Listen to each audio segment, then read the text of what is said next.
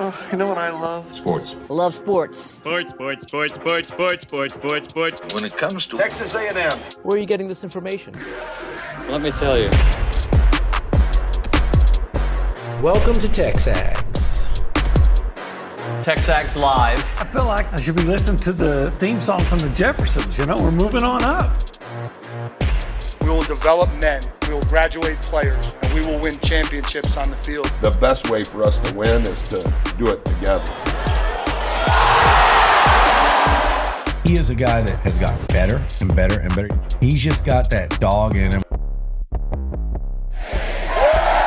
This one's special. The 12th man this past week was unbelievable. And this is a real program. It's not fake. This is a real place. And if you want to be really good at football, this is a really good place to be.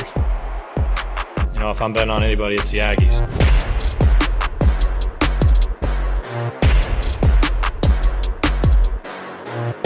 Well, Olin Buchanan. Well, David Nuño. Good morning, everybody. A beautiful victory yesterday for Texas A&M. It was fun to watch, was it not? Most of the time. Yeah, there was a couple of minutes here and there that you know were frustrating, but that's going to happen in a 40-minute basketball game against a high-quality opponent. But it was a thing to behold. Well, a couple things, and we're going to have Billy joining us here in a moment, but a couple things that to me stood out about this one. First off, I don't think A&M really was ever in jeopardy. There was a couple of runs that, you know, made it a little uncomfortable, as you said right there. But every time Yale would make their move, I was about to call them Michigan because Michigan's coming up. But every time they would make their move, A&M had a counter. And it could be a Jace Carter counter. It could be a Pharrell Payne monster dunk. It could be a Manny Obaseki block from, you know, after a bad turnover that he comes around and makes a beauty. Like, it's amazing. Right? Like, but they counted for everything. Well, first of all, they were so much more athletic, but they played really well. And you're right. A&M maintained about a double-digit lead for, I would think, most of the game. Yeah. And if it was under double digits, usually it was around 9. Yeah. So they ended up winning by 9. But I think that it almost felt like it was a bigger margin than that because they were in control. It was a matter of would they ever allow Yale to get back into it? And you were referencing it. Yale, with about 8 minutes to go, cuts A&M's lead from 15 down to 6, I think it was. Anyway, they got within 58-52, and then Jace Carter comes off the bench. Guy's been struggling all year. Yep. He acknowledges that. And he nails a 3 and then gets a big rebound put back. Yep. And that starts a 9-0 run. And maybe that's when A&M got up 15. But anyway, at that point, you knew that A&M was going to win unless they just totally collapsed, which they did not, because Pharrell Payne, among others, just would not allow it. He would not allow it. And the most brilliant performance of his time here at A&M, I think. Oh, his career game. 25-10, was dominant. And they just didn't have an answer for him. They didn't. Because they're one guy that could match up at least somewhat physically against him. Samson. Help me out with that name, Luke. Alaton. Oh, okay. But anyway, he got in foul trouble early. Yep. Part of it was trying to deal with Pharrell. And when he left, when he had to leave the game, they were trying to put a 6'5" and a 6'7" guy that doesn't weigh what Pharrell weighed, and Pharrell just exploited him. Yep. And how about Mbang, who is one of their top players, fouling out and really just being neutralized the entire game. He was 0 for 5, only had 2 points. Actually, I think a pretty big point in the game was at the end of the first half. Okay. Yeah. Yale's on a run. Okay. And there's the flagrant called on Solo. He goes to the line, misses both free throws. And A&M closes that out with a 5-0 run, which includes a Wade Taylor 3 to go into the half and a Hayden Hefner. I called it the butt break. It looked like it went off somebody's butt. He took it to the length of the court, for the score. Let me say this before we get to Billy here. He missed those 2 free throws, and I think a big part of that was because he was already getting gas from chasing Wade Taylor. Yes, he was. Yes, he was. Let's go to the Buffy's Catering Hotline. We're joined by the executive editor and co-owner of TexAgs, Billy Liucci. Billy, good morning, buddy. What up, guys? How are you? Big win, big win. So it was I wonder if it looked as dominant on the television as it did right there in Ball Arena. Yeah, it did. It was, and unfortunately, I've had to miss this trip, but we'll just have to win we'll have to win tomorrow afternoon, and you guys bring us a dub so we can reconvene this thing in Atlanta. I've been getting pictures and videos from all the Aggies there. I think it's seemed like a really nice contingent just from the hotel videos and then at the arena to be playing all the way in Denver. It looked like more people, I think, than the Aggies had last year at Memphis, maybe, which with Memphis seems a lot closer. So better destination. It is definitely a better destination, although there is a pyramid in Memphis. Other than that, I'll take the mountains. But it did look, Olin, the way I described it is A&M took control very early, and they never relinquished control. And we talked about a lot of different angles and scenarios and what it was going to take and what, if they were to get upset, what would it entail? But one of the things I said that I felt most strongly about was the Aggies had to play well early. They did not need to expend themselves trying to come back, mentally. Let Yale play with confidence, let them start feeling themselves, let the pressure mount on the A&M bench and in the locker room at halftime with the crowd that would otherwise be there, real vocal, supporting them. I felt like a good start was the key to winning this game. Not to say they couldn't have won it without one, but I was like, if there's one way I feel like a guaranteed win, it's going to be a good start. And damn if they didn't get out really strong. And they just held, the way I described it, OB, is they held Yale at arm's length throughout the game. Mm-hmm. They threatened to break it open a couple times. Yale threatened to come back. Nuño, I heard you guys just talking about the missed free throws. And then they got the possession and didn't score there either. That was a turning point. That took it from, I think they had a chance to cut it to 2 or 1 with a 3 there and 2 free throws. It was 6. And they couldn't cut it. And then A&M Wade's 3, they pushed it right up to, was it 11 at halftime? And then in the second half, Yale kind of hung around, and then they cut it to 4, or was it 6 again? It was 6 in the ball. It was 6 in possession. I think it was 6 in possession, but it was 6. And then the Aggies put their foot on their throat again and finished that thing off. It went from 6 to 15 in the blink of an eye. So, yeah, OB, I thought it was pretty damn impressive the way A&M handled that team. And you could watch them, and you could tell Yale's a good team. And I know it's Ivy League, and I know their record wouldn't be any good in the SEC, but we know what this tournament looks like. And you could watch Yale play even in defeat and go, okay, yeah, they probably set that one up thinking that could make for a spicy upset when you look at the way Yale shoots and just what they were able to do last year. I do think they put some thought into those matchups and kind of thought, well, maybe this might be problematic for the higher seed or, the lower seed or whatever you want to call it. But no, I thought the Aggies handled a challenge as well as most teams in that tournament did yesterday.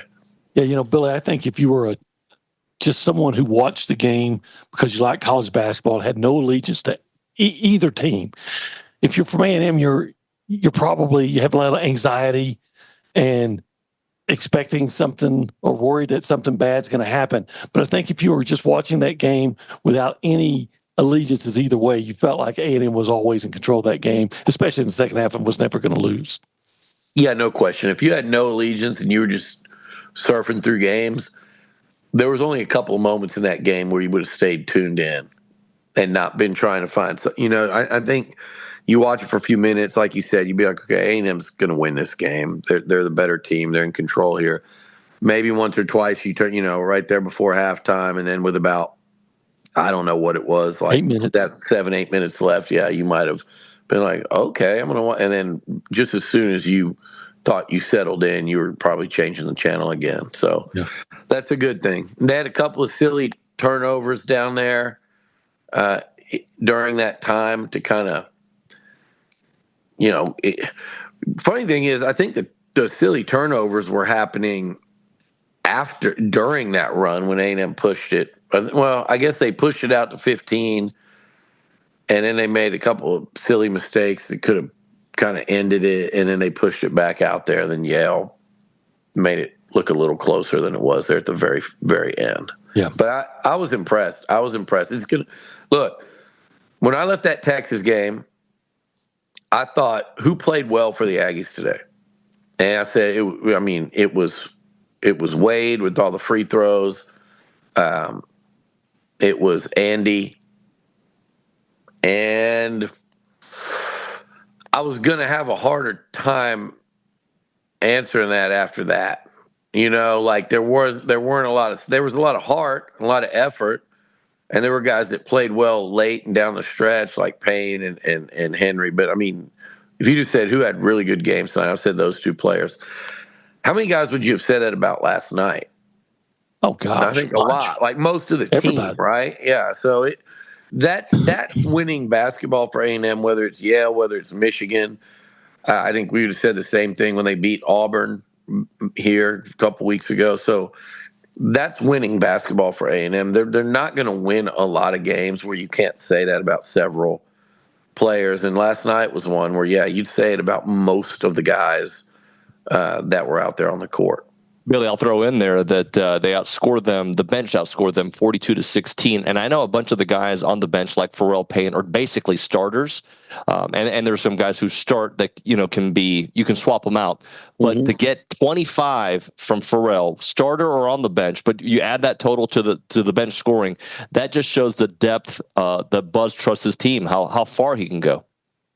Yeah, no question about it. And Pharrell was a freaking, you can't go without talking about him in any segment. An absolute man-child, 25 and 10. That was the other thing. Like you thought they'd have a real advantage inside with those guys, all the bigs, Henry, Andy, Solo, and of course Pharrell. I think 25 and 10 was probably more than in most of our wildest dreams.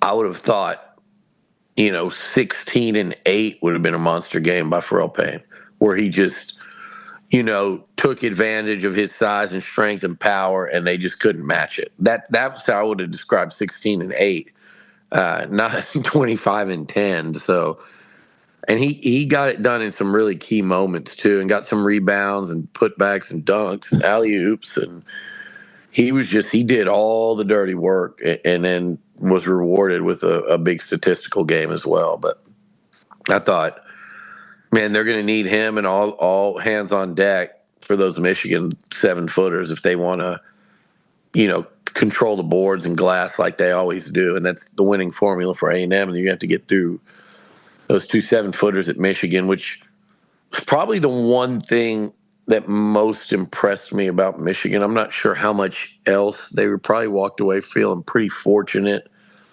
to win that game.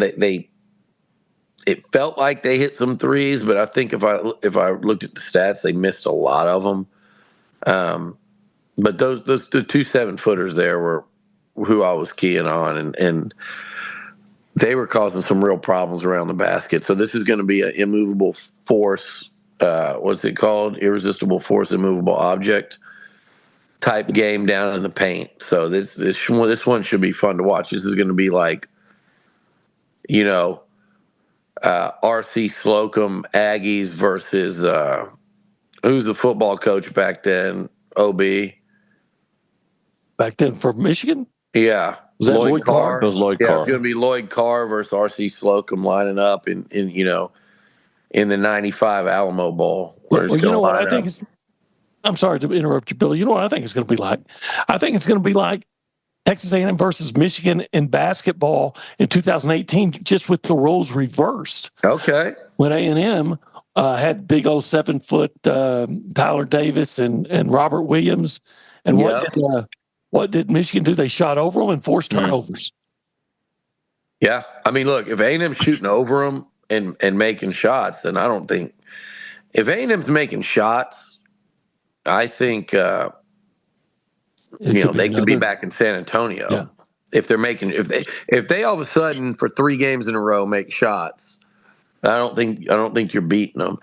And you know what we mean by making shots. They make shots. But I mean, if they just start hitting from beyond the arc, from a volume, yeah. And we've seen that from time to time. We saw it last year in this tournament against Nebraska, and you saw it like several games in a row going back to Nashville. So it's in there. It's in them. We've seen it in certain games this year. But I think you're right on the turnover thing. And I really loved how the Aggies played defense last night, too. And just the pressure, the on-ball pressure they were putting, and just not letting Yale ever comfortably get up the court and get in their offense. And it was just, I think, you mentioned it. You guys mentioned it while I was on hold. It certainly wore them down over the course of the game. Maybe some individuals more than others, but as a team, they wore Yale down with that defensive, just mental and physical pressure. Billy, I think we all had a social spot in our heart for Jace Carter. Even before I saw some of the comments, and he talked to us about being a kid and going through some of the things in his head that he was hearing and seeing. But from a basketball perspective, he did struggle offensively, and said that it's so much in our interview. And just to come in, he was really a needed force in this game. When things started going south, he came up with a huge run, hit a couple threes, had that put back, had the block. He really contributed in multiple ways. Man, that was an A-plus game from Jace. And when you talk about, again, like you said, everyone playing well, he's way up there near the top of that list last night. And the players love him. The coaches love him. They've stuck with him through his shooting woes. I forget what the yips is what I think Buzz at one point referred to it as. But he never, like he said in the interview, he never says stop playing. For a guy to be going through those kind of shooting woes and stay on the court speaks to his defense, his attitude, his effort level, his knowledge of the system, the trust that Buzz has in him. And, he can be a lockdown defender, and he rebounds, and he'll block some shots. And, man, if he can just start hitting a couple like he did last night, then, again, he's open. And it's not like he didn't have a resume of hitting shots before he got here, and he's hit a few big ones in his career. But sometimes all you need is confidence, and maybe over the long haul, that's not quite enough. But for Saturday night or Saturday afternoon, maybe there will be a carryover effect there, maybe through this tournament. But couldn't happen to a better guy. I heard what he said, and I heard what he said to Tyler Shaw about, whether it was death threats or racial slurs. I think people that do that are obviously scum of the earth. And I think, 99 point whatever plus Aggies would never do that. Most sports fans would never do that. But there are people out there that do that, whether they're, no matter what, fan affiliation they have. Even within this fan base, unfortunately, on social media, you could have it from the outside as well. Players can get it from all angles. And the fact that Jace is getting that is pretty despicable. I feel terribly for him, even if it was just one comment. I think we're in this day and age where people just forget that everyone's human when it comes to social media or messages, anything on social media. And I think the access to athletes is too much these days, but you can't put that genie back in the bottle, because there's a flip side to it where athletes get all the good trappings that come with that too. It's not to say anyone deserves the negative, but you just you're never going to be able to shut out the idiots. You can block them after whatever comment they make, but you can't shut them out. And look, I will say this. I see what's going on with, people on social media talking about the baseball players. You hear this from Chase Carter. Look, man, I understand criticism. I understand criticizing our athletes, our coaches when they're not winning. I don't know. Sometimes I wonder about these athletes and coaches when they're criticized for, throwing 3 interceptions in a game, and they get real sensitive about it. But if they throw 3 touchdowns, they want everyone on social to talk about how great they are, and they'll do videos and highlights all week of their play. So I understand, you can get criticized. Same with coaches. If you lose several football games in a row, you're going to be criticized, just like you were when you're in the top 10. Basketball, look, it was not going to be as positive when you lose, 5 out of 7. It's just the way it is. And look at what everyone was saying about you when you beat Auburn. I mean, it goes like that. I know in a perfect world, coaches and players would love to insulate from that, but it goes like that. But when you cross lines as a fan and as an Aggie fan, I just would remind everybody, these are your fellow students, and you can absolutely be critical without being a jerk, without making it personal, certainly without taking it across the lines that we were talking about earlier with Jason in any form or fashion. It's so unnecessary. Those people are a special breed of dumbass, though, so I wouldn't even leave them out of this. I'm talking about the fans, though, that are hypercritical on social. And, these baseball guys, let's say, they were the same dudes that all offseason were anywhere they went and were seen, they were taking pictures with your kids, with your siblings, with your parents. They were taking pictures with fellow students. They couldn't go anywhere in town without getting mobbed by students, and it was picture after picture after picture and conversation after conversation. Carried themselves incredibly well, and oh, by the way, brought you the greatest sports memory probably in A&M history, or one of the, just a few months ago. So let's not forget that, and that doesn't mean we can't talk about the fact that they're 0-4 in conference. They're not scoring runs.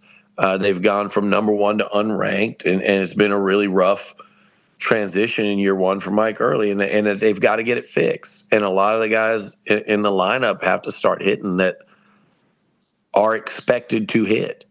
And in today's day and age, are paid to hit. That's all fine. But just remember,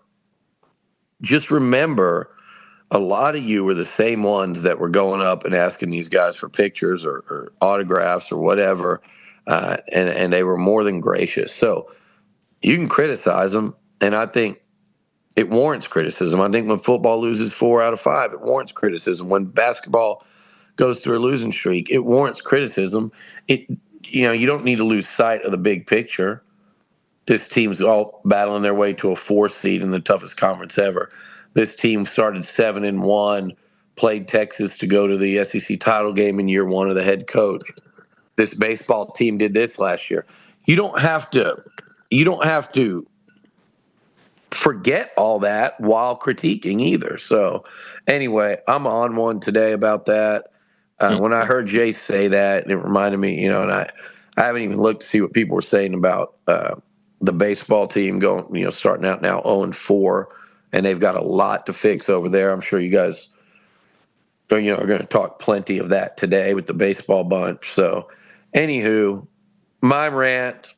I don't know if you guys agree or not, but that's where I stand. It's just like, you can be critical. No one's sitting here. Billy's not sitting here. TexAgs isn't sitting here saying don't be negative. That is the biggest crock of crap party line you'll ever hear. I'm sitting there looking at the message boards, and for anyone to say you can't say anything negative on TexAgs, you've got your head buried so far in the sand to fit your narrative.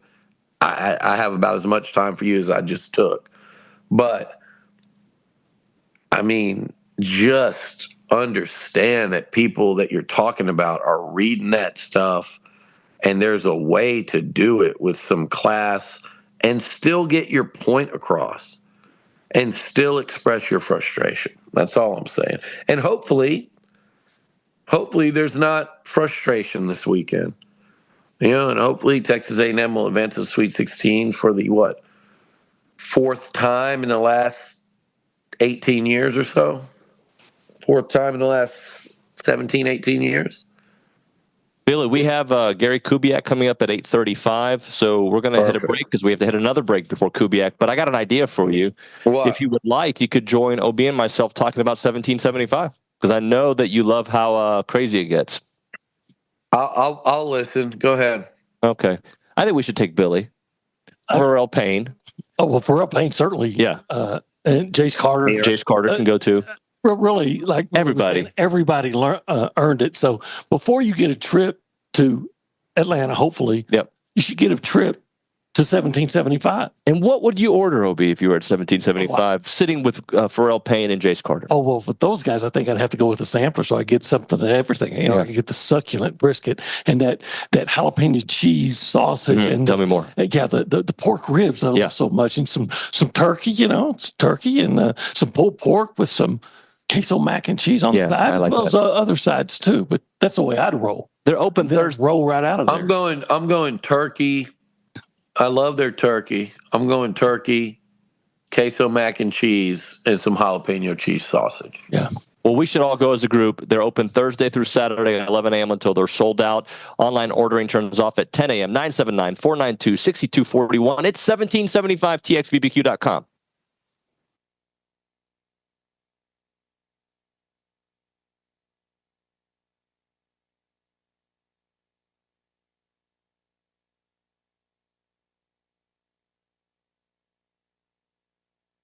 What's up, TexAgs? This commercial break is brought to you by my good friends over at Aggieland Chevrolet, the official automotive sponsor of TexAgs.com and me, Billy Liucci.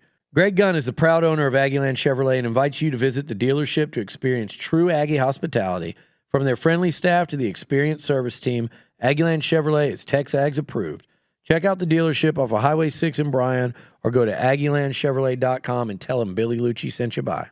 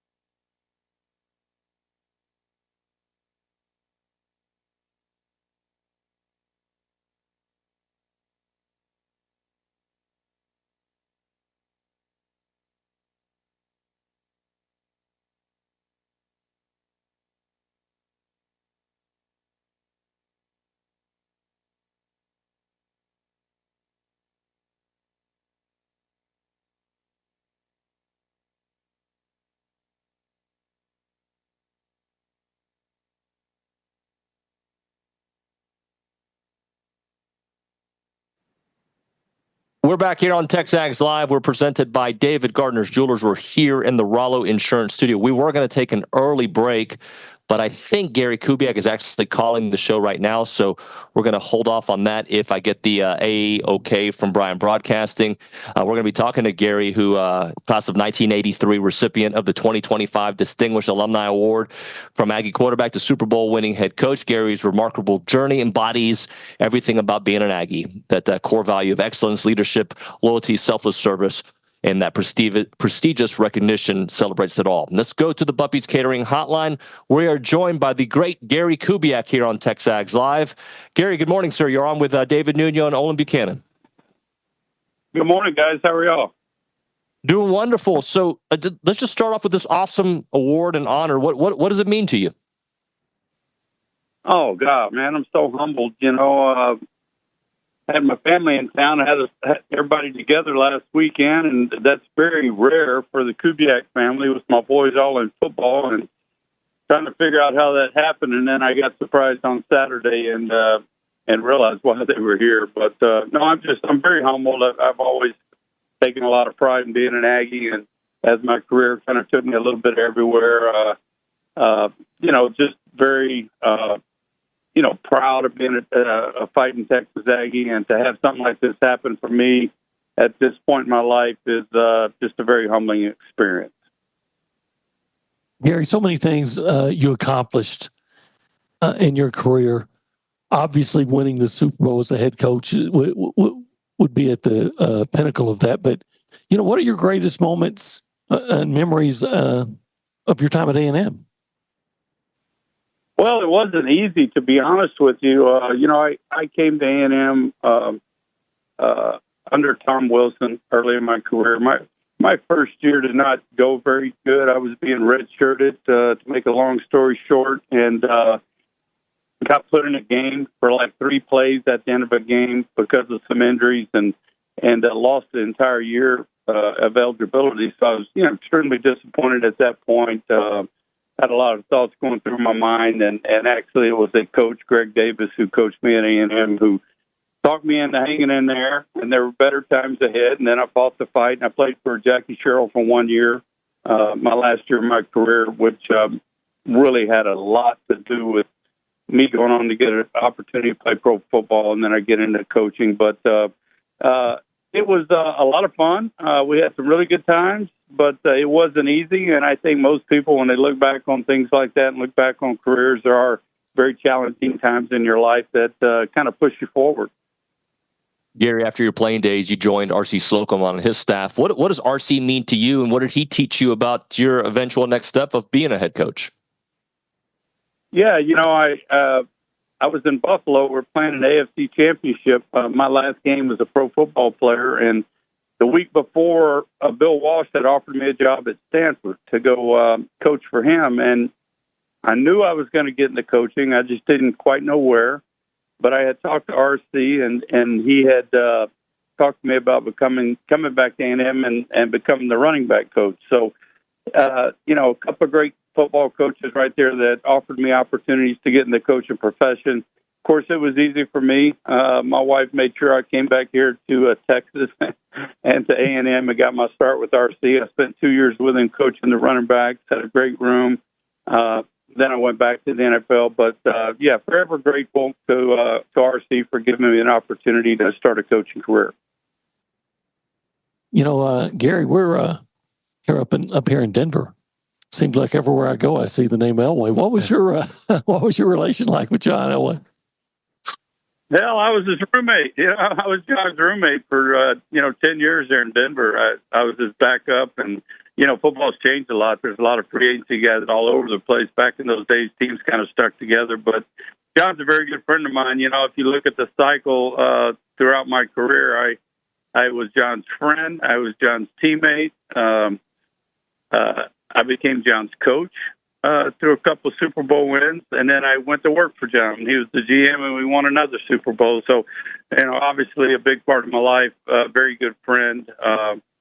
What an amazing mountain of a man he is when it comes to football in the National Football League. So just very fortunate that, to be a part of some of those things with John. Gary, I got to ask you about another Aggie. Von Miller helped you win a Super Bowl, who's Super Bowl MVP. Just talk a little bit about coaching such a future Hall of Famer and just a great Aggie. Yeah, I knew Vaughn a little bit because Coach Sherman was a good friend of mine, and I think Mike's the one that recruited Vaughn back at A&M. But I knew him a little bit. I get to Denver.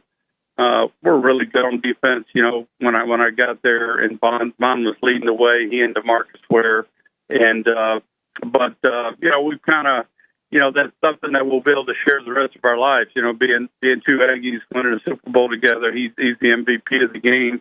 I'll never forget the morning after the game. We had to go down to San Francisco for Vaughn to get his award, and we're riding in a bus, and we've been up all night, haven't had much sleep, so we were sitting there laughing, about what a special time this was for both of us. So just very proud of Vaughn. He's still doing it at a high level. I think he's going to continue to do it, but interesting that an Aggie crossed my path at one of the greatest times of my coaching career. And I got to ask you, just obviously great things in football, but I wonder if you're paying attention to all things A&M. For instance, that basketball team that won last night here in Denver. I mean, if you came to the game, I'm sure you wouldn't have to get a ticket. Well, no, I'm a big fan. Actually, I sat right here last night and watched it. I love the way Buzz coaches that team. I know him a little bit. I met him in College Station. About a year ago, or maybe two. I can't quite remember, but I love watching him go play. I love to go watch him play. I love the way he coaches them, how hard they play the game. As a coach, when you look at things that way, that's so impressive to you. So I'm excited to see how they do here. I think they got an excellent team, and they're very driven. And I think last night was a good start to the tournament. Gary, I want to close out with the story about the first time I had an encounter with you. So. I'm going to fast forward a little bit. When I worked for Bob Allen at ABC 13, the late, great Bob Allen, who I know you had an awesome relationship with, I got to interview you many times after games. You were always so kind. But when I was starting my career, I went to a practice, and I don't think you knew who I know you didn't know who I was, and I was with my buddy Raheel Ramzanali, who's still a personality in Houston. And you had Kevin Cooper come up to us and escort us out of practice. And then afterwards, you came up to me and you apologized, and you were so kind. You said, "Hey, I just didn't know who you were, but now that I know who you are good to come to my practice." And I'm sure you don't remember that moment, but I remember how kind you were about it and how protective as well. So it was an awesome experience the first time meeting you like that. Well, I'm glad it ended that way, because when you started that story, I said, "No, what did I do?" But no, guys, I really appreciate you having me, man. Y'all have a good time in Denver. It's a great town, great memories there, and I'm sure you guys are fixing to share another great memory there tomorrow. I hope so, Gary. Thanks so much, and congratulations on the award. Okay, guys, you have a great day. Take care. You too. Gary Kubiak here on TexAgs Live. It was because coaches, they want to know who's at their practice. Of course. He didn't have me thrown out. He had me stand in a certain area with Raheel, and then afterwards he was so kind, came up, "Hey, I need to know who's at our practice. I can't just have randoms in here." And he was so nice. I got to interview him several times after games and just answered every question. So I wish his time at the Texans would have worked out the way it did at the Broncos, but he went on to do some great stuff. What I love is a guy like that who's done so much in his career is still paying attention. Yeah. Like he's watching the game last night. Yeah. I like those guys that have gone on and done great things, and they're still emotionally invested in Texas A&M. All right, we got to hit a break here. We're off the clock, but it was well worth it. Billy, followed by Gary. Oh, my goodness. Followed by just us two knuckleheads to close out the hour.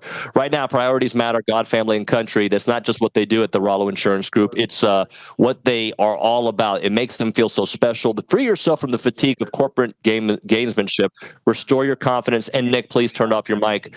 And let's get back to relationship-centered consultation. Go to rolloinsurance.com/TexAgs and find your own personal agent today. Again, that is rolloinsurance.com/TexAgs. You can also call them up, 888-44 Rollo. Remember, they have 60 offices in Texas, but their headquarters is on Highway 6. The website, again, rolloinsurance.com/TexAgs.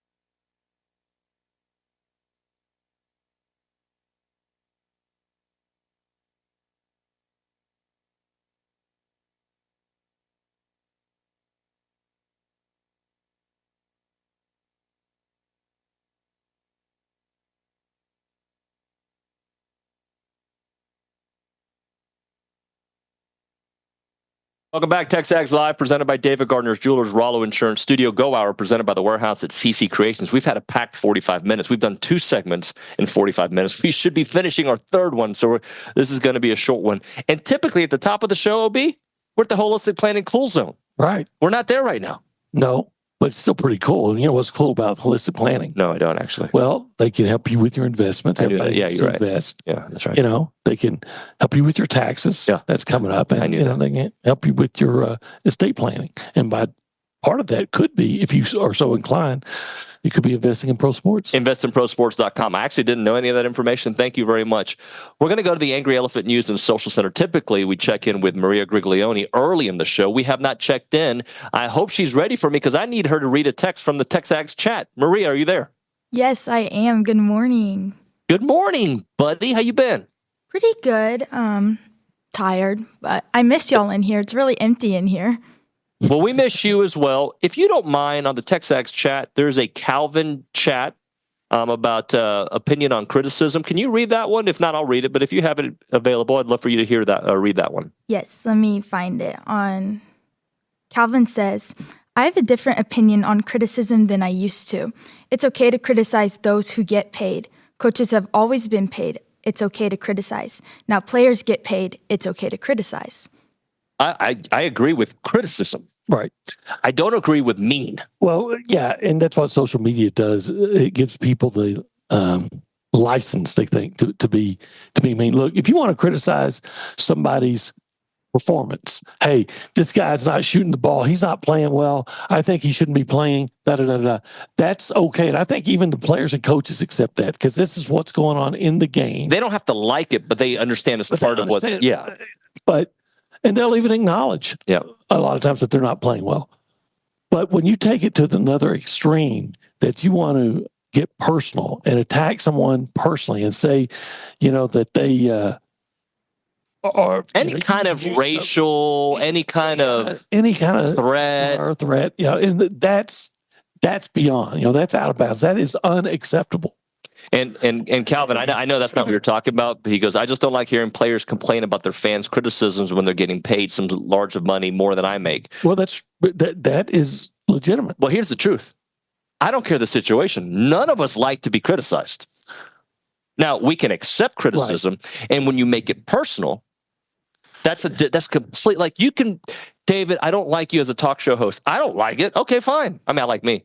Hey, but I don't want to hear that, of course. But if you say, David, I think you're fat and ugly and you're the worst talk show host in the world, and I hope your feet burn, whatever. Like, I just made some terrible criticism. But like somebody says, hey, Olin, your writing sucks. And I don't like you wrote that. Okay, whatever.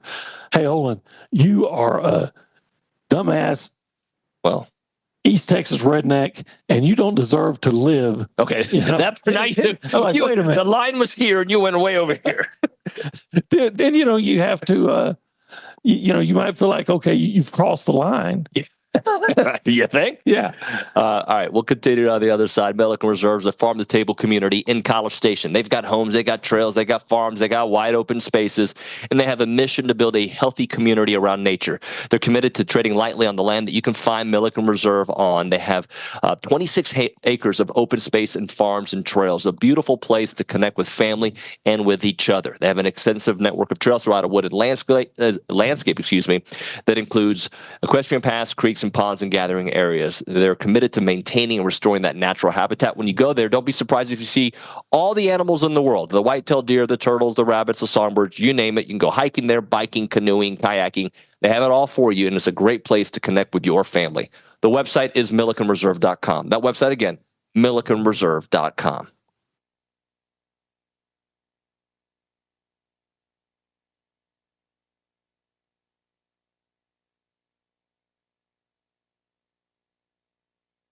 Let's talk a little Snaps clothing. David Nuño here, and I love wearing Snaps clothing everywhere. I've got the flannel on right now. You've seen me in the Tailgater collection with the A&M gear. It is fantastic. If you see me around town with my sons, Christian and Cruz, they've got a bunch of Snaps gear. When they have big games for Consol, they wear nice clothes, so they wear their Snap stuff. And I'm telling you, with baseball season here, let's all kind of go looking stylish and fit to the games there at Olsen wearing the Snaps clothing.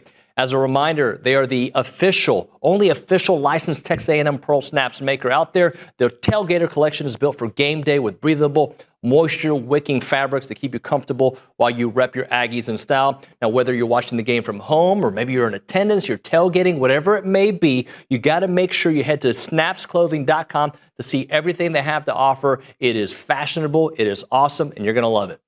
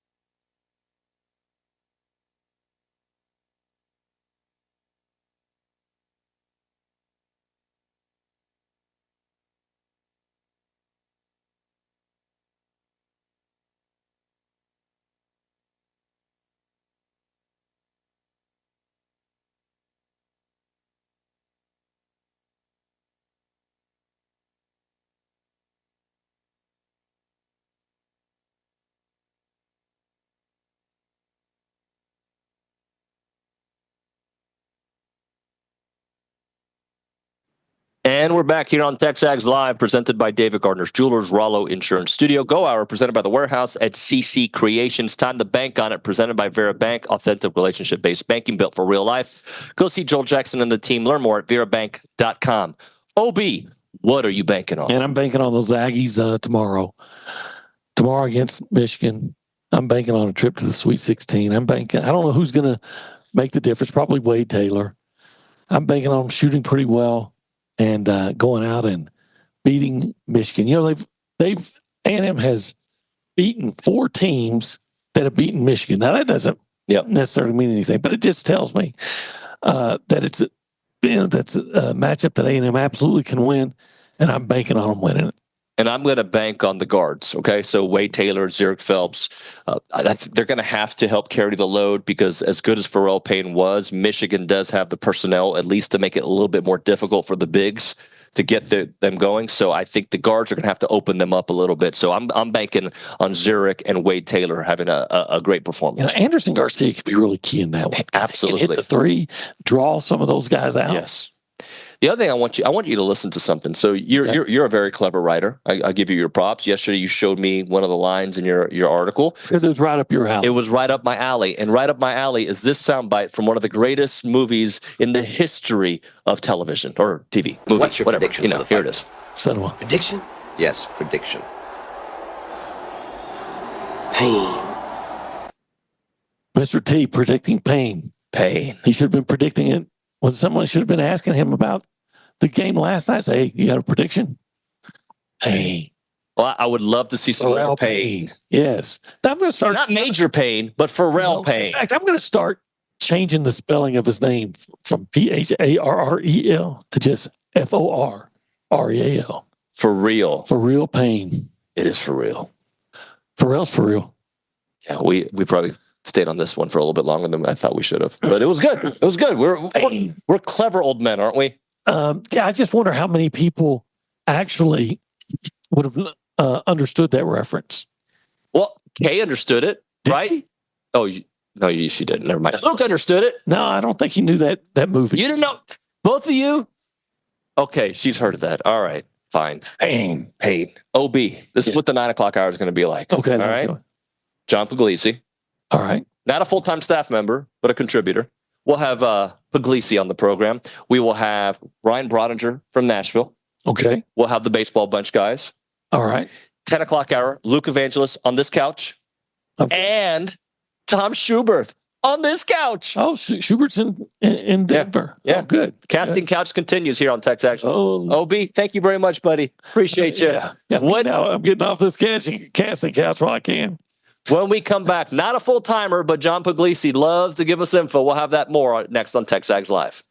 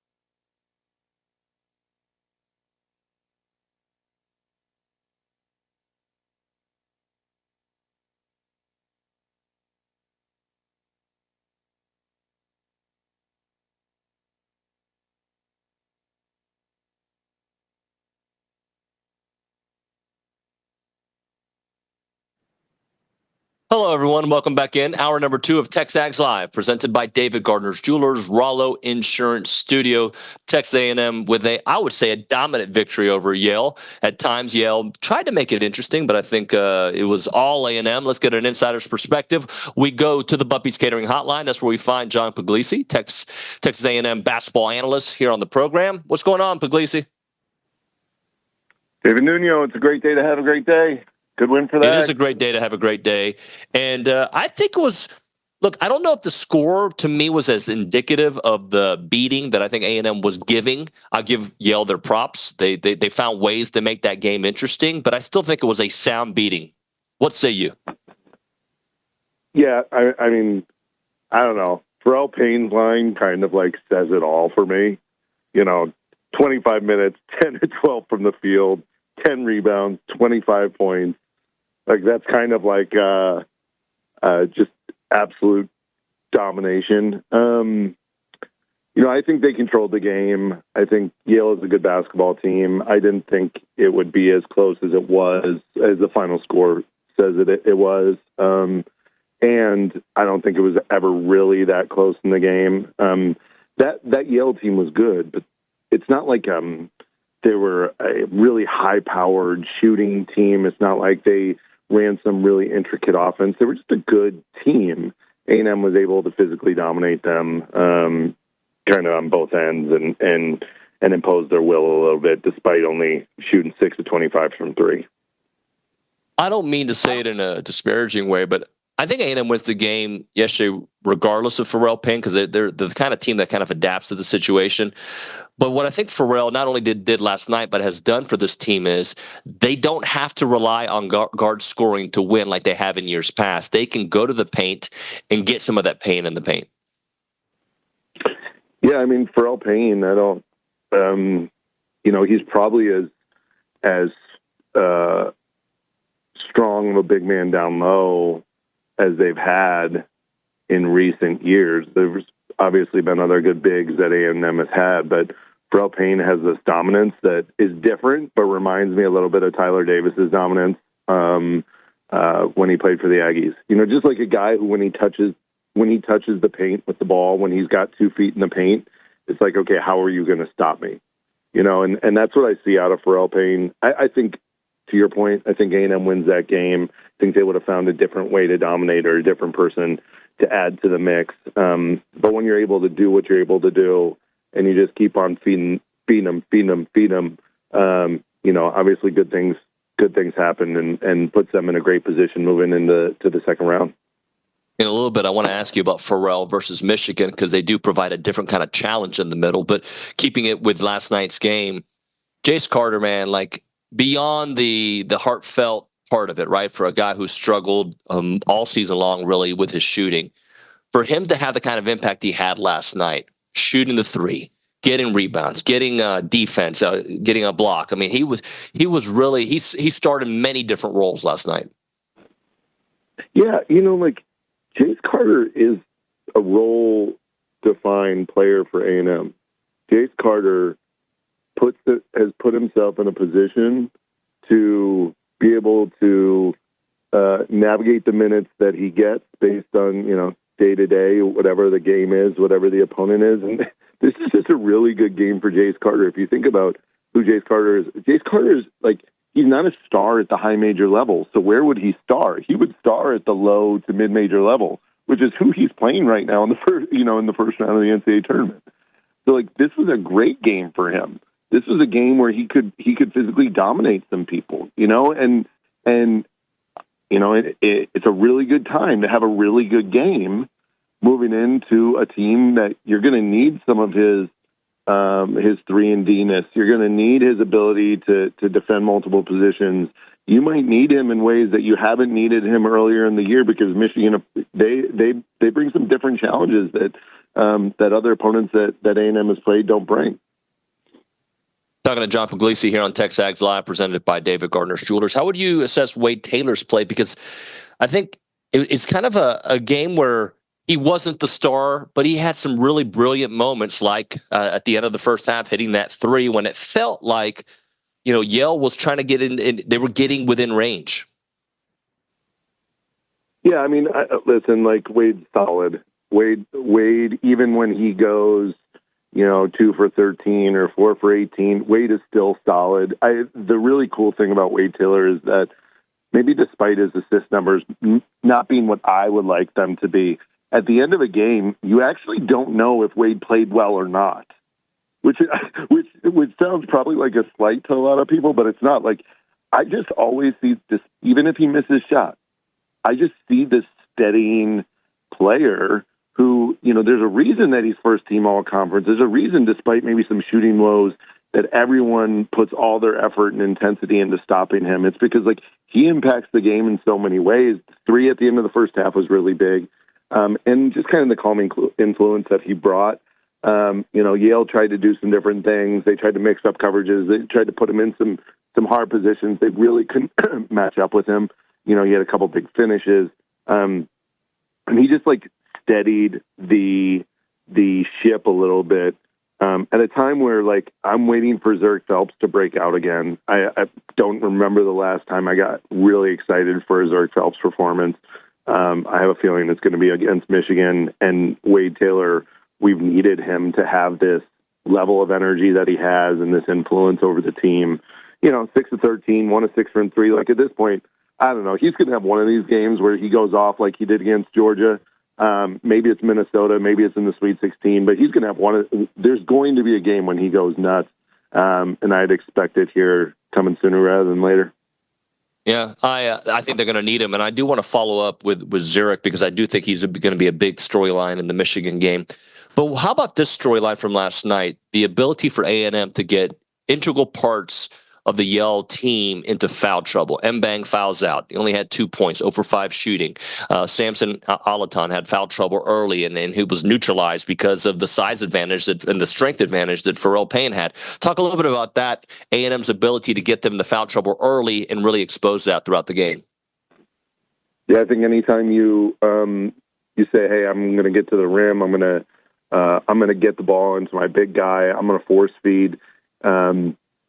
You put yourself in a position to draw fouls early. I think, Manny was really aggressive early, and tournament Manny, comes up in a few different big ways.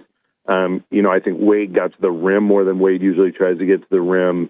And then, you got a guy like Garcia, and still, I looked at the stat sheet and I saw 10 offensive rebounds, and I said to myself, "Oh, they only had 10 offensive rebounds." And then I was like, "Oh, they had 10 offensive rebounds." 10 offensive rebounds isn't something to laugh at.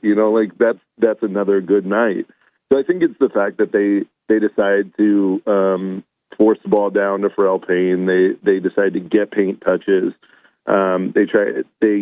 They drove downhill more on Yale at the point of the ball screens and in transition than they have against a lot of teams here recently. Some of that is the level of play, but the other part, David, is just that they forced the issue in a way that quite frankly they needed to, and hopefully puts them in a great position moving forward.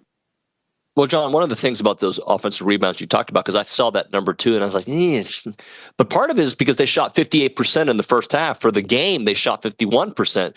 And really, it was a little stretch where they were missing 3 after 3. I think they went 0 for 9 at one point from the 3-point line. That's where, and those were longer rebounds, unfortunately. But I think part of the reason the offensive rebounding numbers were down is Yale's a good rebounding team, and B, the fact that they were making so many early on. Yeah, no doubt. I mean, you shoot 51% for the game or 58% in the first half. There's not as many opportunities for you to go grab them, and you still finish with 10 at the end. And, Pharrell Payne's got 5 of them. Solomon Washington has 3. Those are who you expect to grab the balls off the rim. I think A&M's relying too much on a 3-point shot there. I said it. I do think that they could cut down, especially some guys who, if you don't see the ball going in constantly, then maybe there's a reason you're open idea. Plus, I love when this team attacks. One of the reasons I think they settle for threes too much is one of the reasons that I worry about them settling for threes so much is because I think they're so good off the bounce.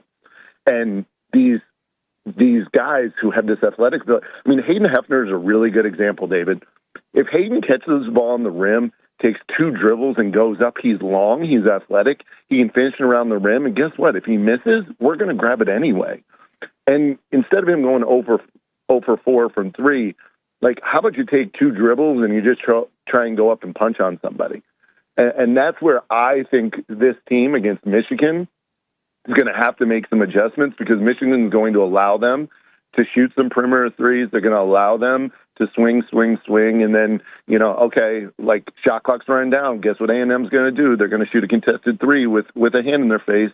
Instead, like, go side, top side, and then rip baseline and go up and try and yoke on somebody.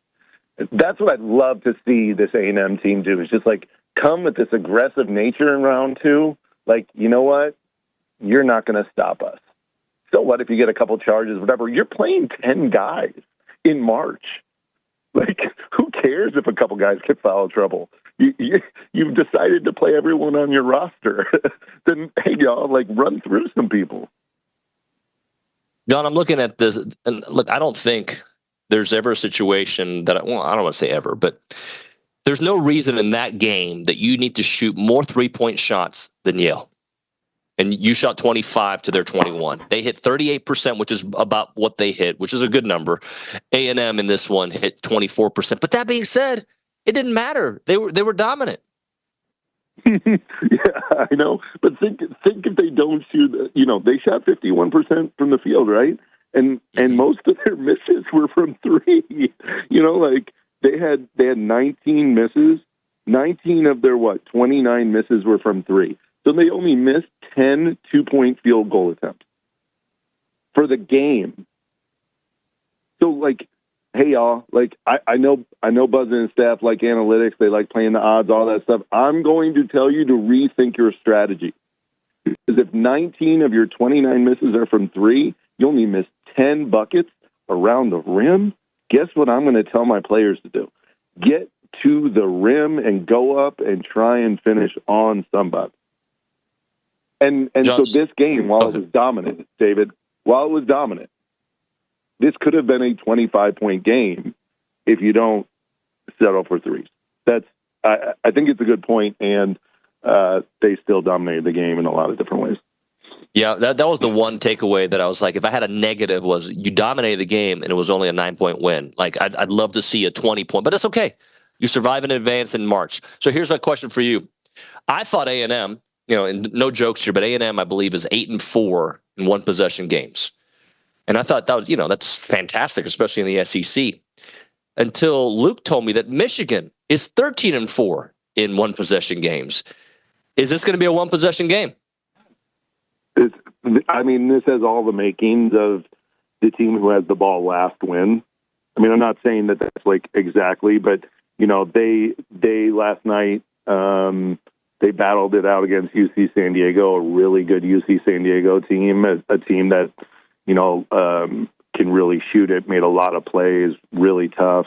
In the Big Ten championship the Big Ten championship, it was a close game against Wisconsin. They were down for most of the game. They came back and won. Semis, Maryland, 1-point win, right? Like, this is a team who really, what they do is they maximize their possessions. They're methodical, yet they can play quick. So they can kind of turn it on and off depending on the flow of the game. They can push tempo when they need to. And there's the toughness about them. Dusty May's really, really high level thinker. They're going to change the sides of the floor, often. They're going to use different ball screen situations, especially like screen and re-screens that that A&M hasn't seen a lot of. And they're going to run a lot of splits off post entries, which is something that I think is really important for A&M to understand based on how they kind of navigate switching and their defensive concepts. When the ball is entered to the post, they're going to run a whole bunch of actions off that entry. So the person who, feeds the post is going to do one thing. The weak side wing is going to do one thing. The big at the top is going to do one thing, and they're going to run a bunch of splits off that stuff. And so how A&M defends will be a really interesting key to this. I would be surprised if this game isn't really ugly early. And as the teams kind of connect, it opens up a little bit. And then is kind of a back and forth, like I punch you, you punch me, just over and over again. And we're standing at the center of the rim, just throwing haymakers. And so I see a close game in this one. And I like the Aggies.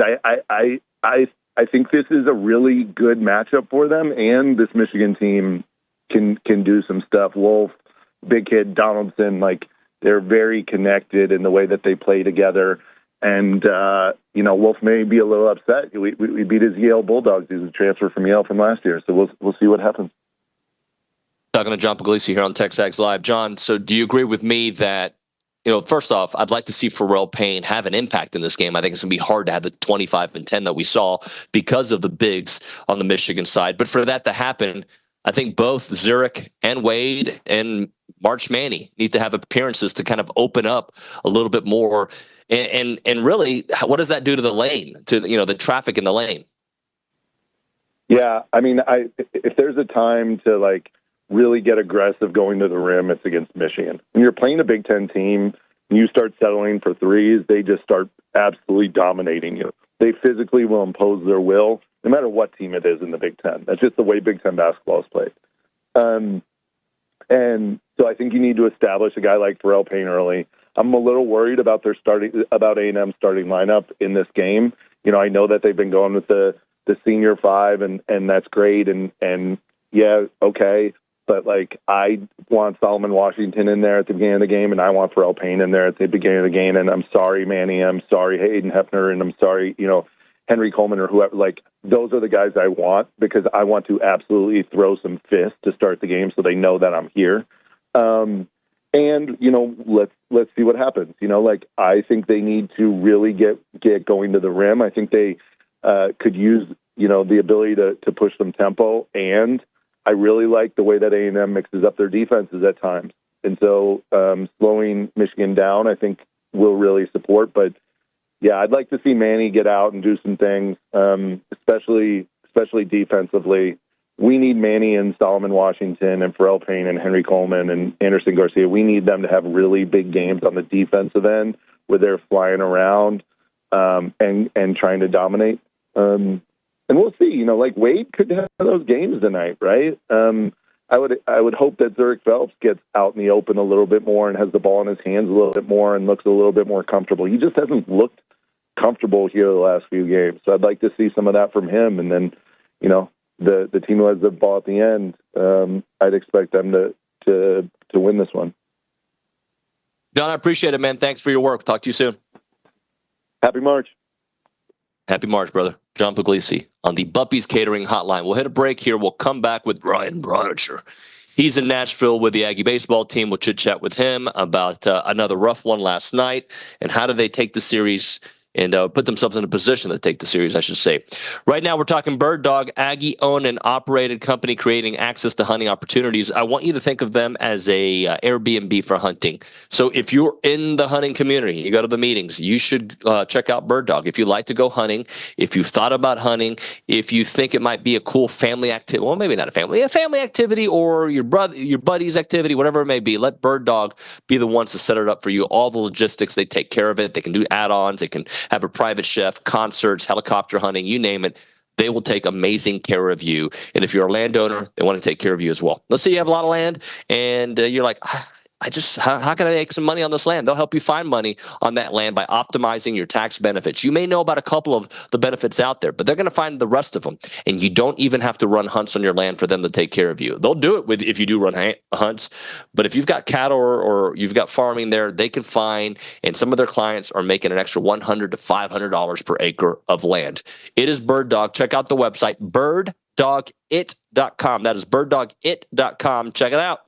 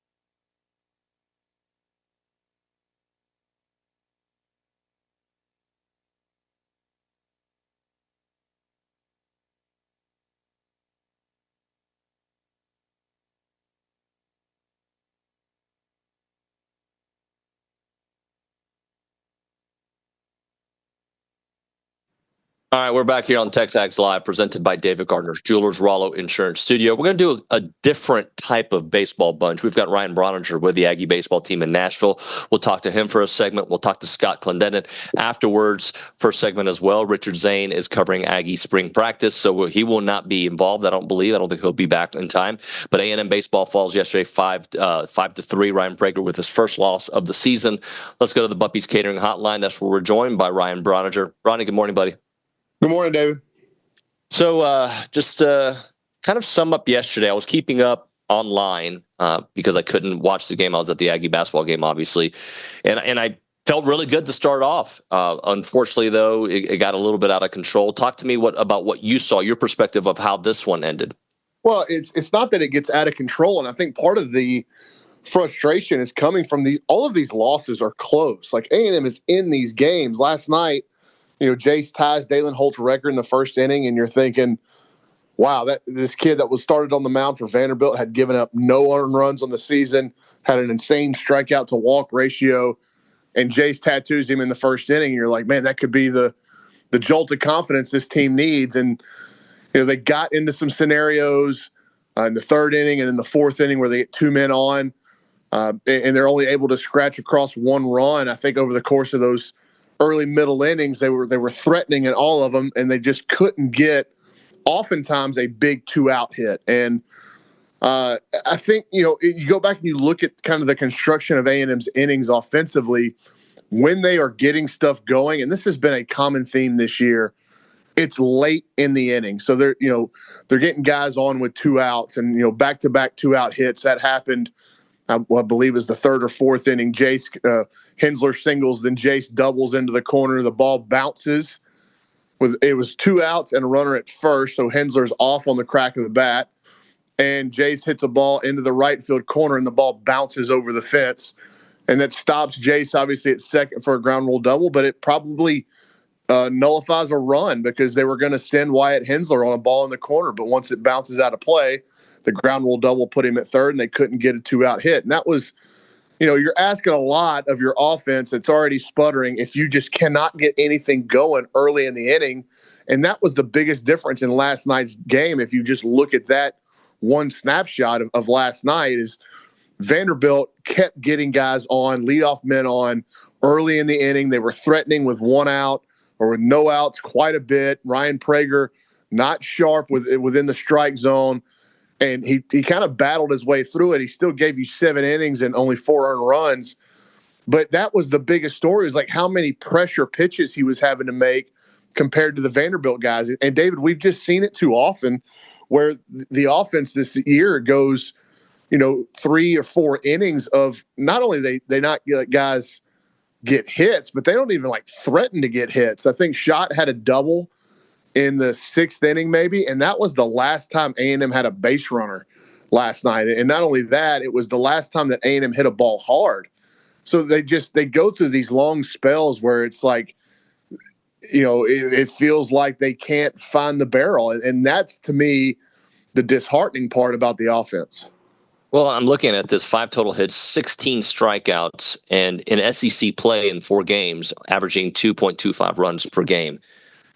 Are you seeing something at the plate, that is at least look, David, pay attention to this because this is trending in this direction, or no?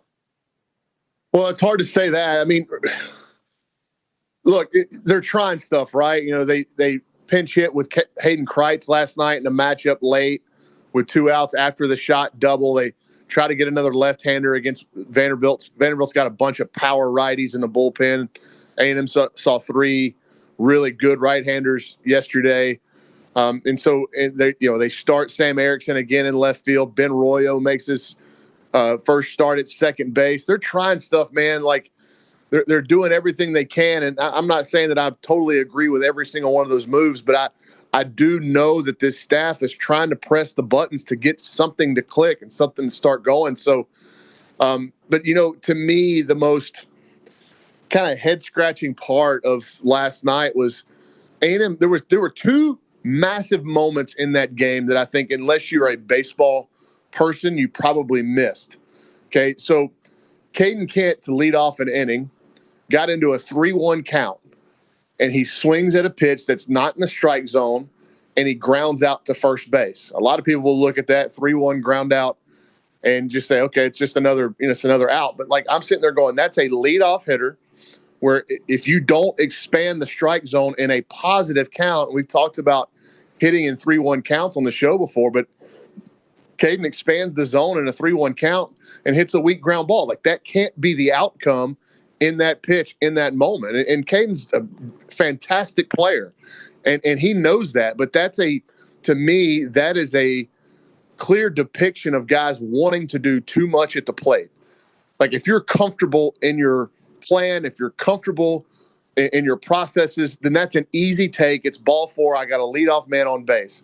But there's something kind of sitting in all these guys where they feel like they have to get a hit every time they come up to the plate because that's the way the offense is going. Everybody's wanting to score runs. They're wanting to get hits. And wanting to get hits can put you in a bad spot.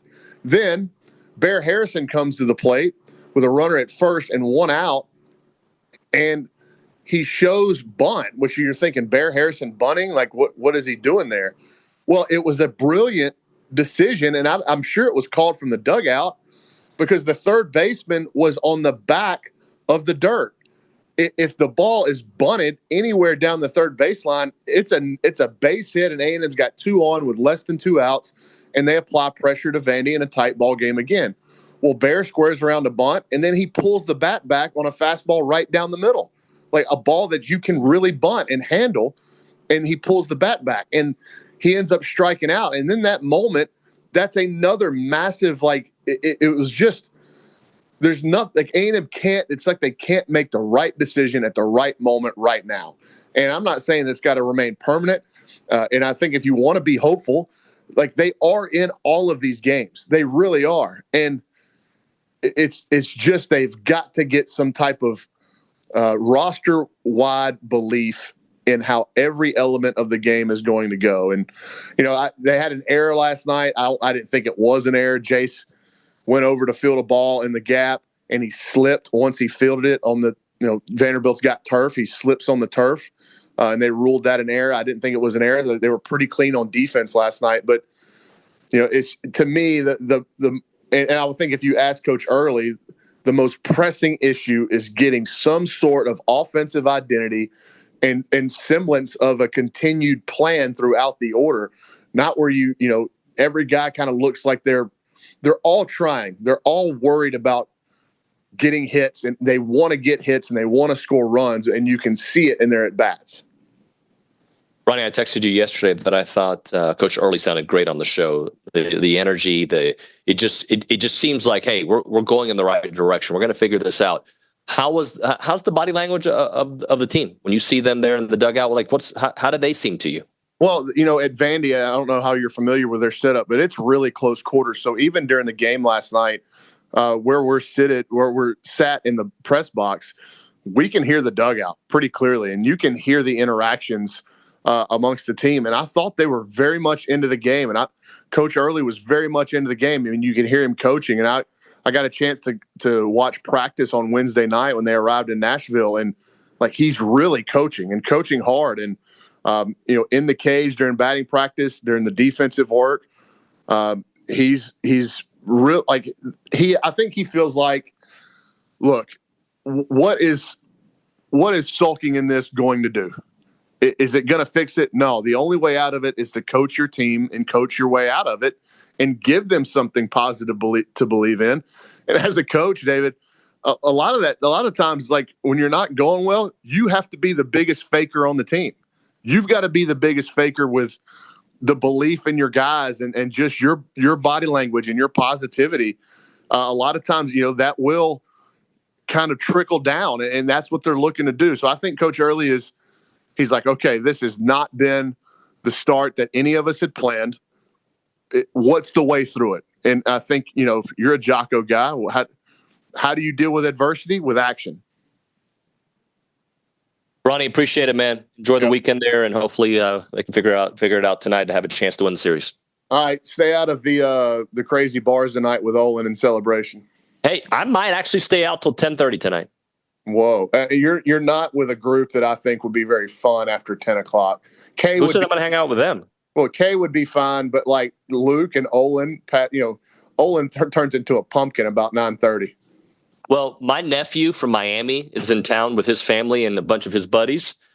Shout out to Adrian. So I might have to meet him, and because he, you know how Miami people roll. Well, hey, where can you find a good Cuban sandwich in Denver?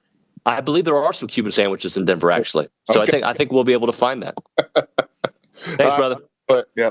See ya. Ryan Brauninger on the Buppies Catering Hotline. We'll hit a break. When we come back here on TexAgs Live, we'll talk to Scott Clendenin. Continue the fragmented baseball bunch, if you will. Right now, if your organization or business is looking for an opportunity to engage with Aggies, then you need to check out the Association of Former Students.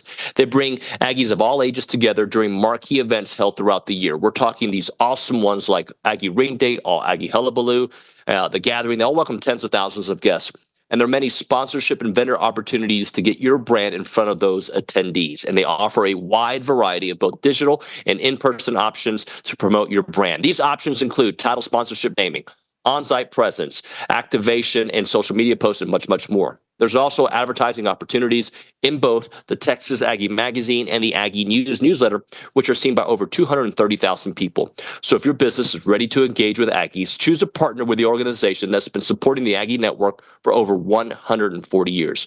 For more information on options available through the association, please email sponsorships@aggienetwork.com.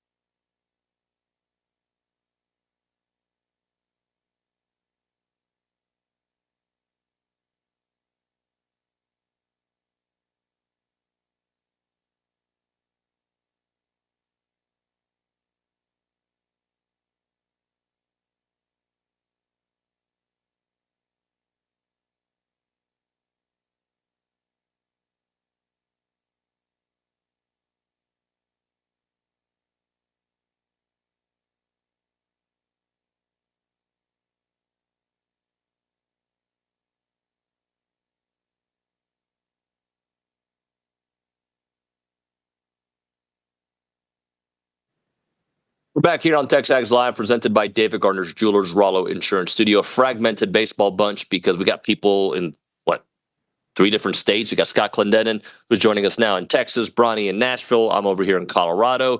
There's Scotty on the Butt Beast Catering Hotline. Scott, good morning, buddy. Good morning, David. I'm in a different state of mind, not just in the state of Texas. Scott, when you watch this team play, look, I'm not going to write the story of this team yet. I don't think any of us should. It's trending in a very dangerous and sad direction. But when you watch this team, there's a couple ways I can look at it. They're a play or two away from winning all these games, right? And I believe that to be the case. But I also think, in a way, that's what got Jimbo Fisher fired, right? Like they would lose a lot of games that were very close. How do they stop losing close games? Is it as simple as fixing the offense? Well, I think they've, taken steps to fix the defense. You have to compartmentalize some of the things that's going on. Your starting pitching has been, really good. Now, this is also a strange week because I think that you see the team, have to move everybody up a single day in their rotation, and that's something that you look at and you have issues with that. But I also think that defensively they're trying to do some things, so the focus is on the offense. Listening to Bronny talk about it, I go back to the 4th inning, the diving catch, which you might have appealed under certain circumstances off the bat of Cash, and then you get 2 guys after that, and you have a true freshman coming up in his first SEC action. Well, you got Caden Kent on deck, so there would have still been an opportunity for one of your veteran guys to get back in that. Bronny talked about the ground rule double that takes a run off the board. I knew at that time how big that could be, especially when Vandy scores 3 runs in the bottom of that inning.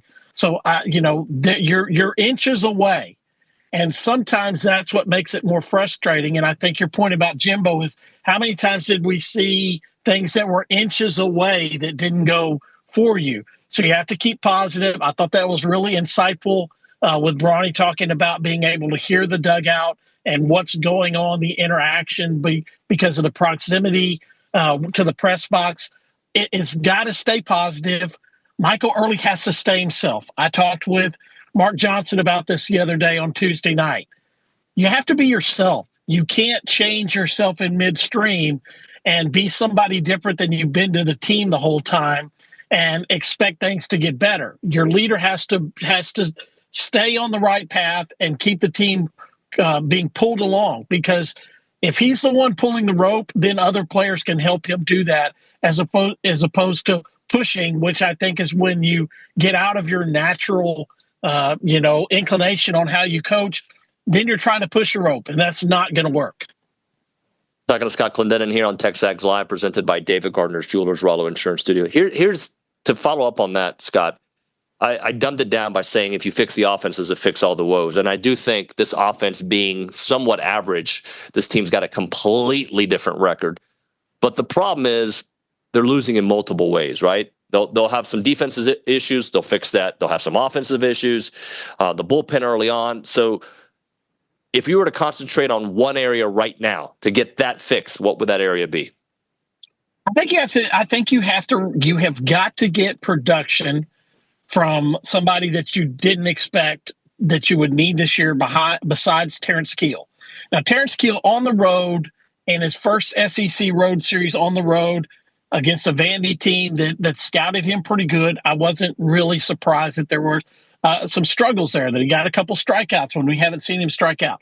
But until and if you get Caden Sorrell back, you have got to have your other outfield spot produce offensively. And I don't know who that is, and I don't know what you have to give up defensively to do it. That's where the fine line and the balance is, because you have got to get some more production in a spot you thought was locked down. I think what you're going to get on the infield is what you're going to get. I think Hensler moving over, Royo now getting his opportunity. I think that gives them a chance to have a more veteran infield. And that's not to say that Farr isn't going to be a guy in the future that doesn't come back to the lineup. But I think that if you get somebody to hit in the 9 hole, then you're turning that lineup over. I think we've talked about the depth and length of this lineup when we thought everybody was playing, was that the bottom of the lineup would be able to turn it over, and it would be Grahovic at the time, and now it's Caden Kent, that you have to give them opportunities to perform and drive in some runs. And that's where I think the hole is right now, is the bottom of the lineup is not giving you that. When Brownie talks about the two key things, Bear Harrison trying to get somebody else in the bottom of the lineup on. Sam Erickson was in a position with two runners on. That's a hard thing to put on a freshman, but that would have been a big key if you had gotten production out of the 8 and 9 hole in your lineup. Scotty, final doom and gloom question. They're 0-4 in SEC play. At what point, again, this is only the second SEC series, so I hate even broaching the subject, but at what point is it too late? Is it ever too late? Well, I mean, you were 1-8 2 years ago to start. So, I mean, there is but then that team played like the best team in the SEC the rest of the way out. Can you do that? Would adding Caden Sorrell, who still has to work himself back into game shape, when you're talking about in 2 weeks, you're playing at the defending national champion. So I think you have to have Justin Lampkin and you have to have Patton pitch to their ability, stay away from the walks, because Vandy, yes, they charged one out of the ballpark last night. That's not their style. And A&M takes some of that running game away. When you talk about what Humphrey and Austin do at the top of their lineup, they want to get on and they want to run. You have left-handers that can control that running game. So have them pitch on a day's short rest a little bit better than what you got last night on Prager. I thought that was a little bit different, and he was off just a little bit. And that's hard to do when you haven't gone to Thursday, Friday, Saturday. We saw that a lot last year, that they kind of got used to the swing back and forth. This is the first time this year that they've had to swing everybody in the starting rotation up a day. If you get Lampkin and Patton to pitch like they're capable of, I think you can be in a good position. Because J.D. Thompson's a guy from Rusk, Texas that he wants to go out and perform against the Aggies in a big, big way. And then Cody Bauer is a guy that has, good numbers. That'll be a great Saturday type matchup with him and Miles Patton. So today against J.D. Thompson, a left-hander, those right-handers have to produce. And you need to have Lampkin go out and pitch like he's capable. If you can even this series, a lot of different things can happen for this Aggie baseball team, because then you get to the game 3 and it's on the table to win the series on the road, which would kind of counteract some of the sting of losing 3 straight last week at Bluebell Park. Scotty, thank you very much for your time, buddy. Talk to you soon. All right. Thanks, David. Bye. Scott Clendenin, they're on the Buppies Catering Hotline. When we come back, Around Denverland, we'll have that with Kay Naegeli, Around Aggieland. We'll talk about all things when we can.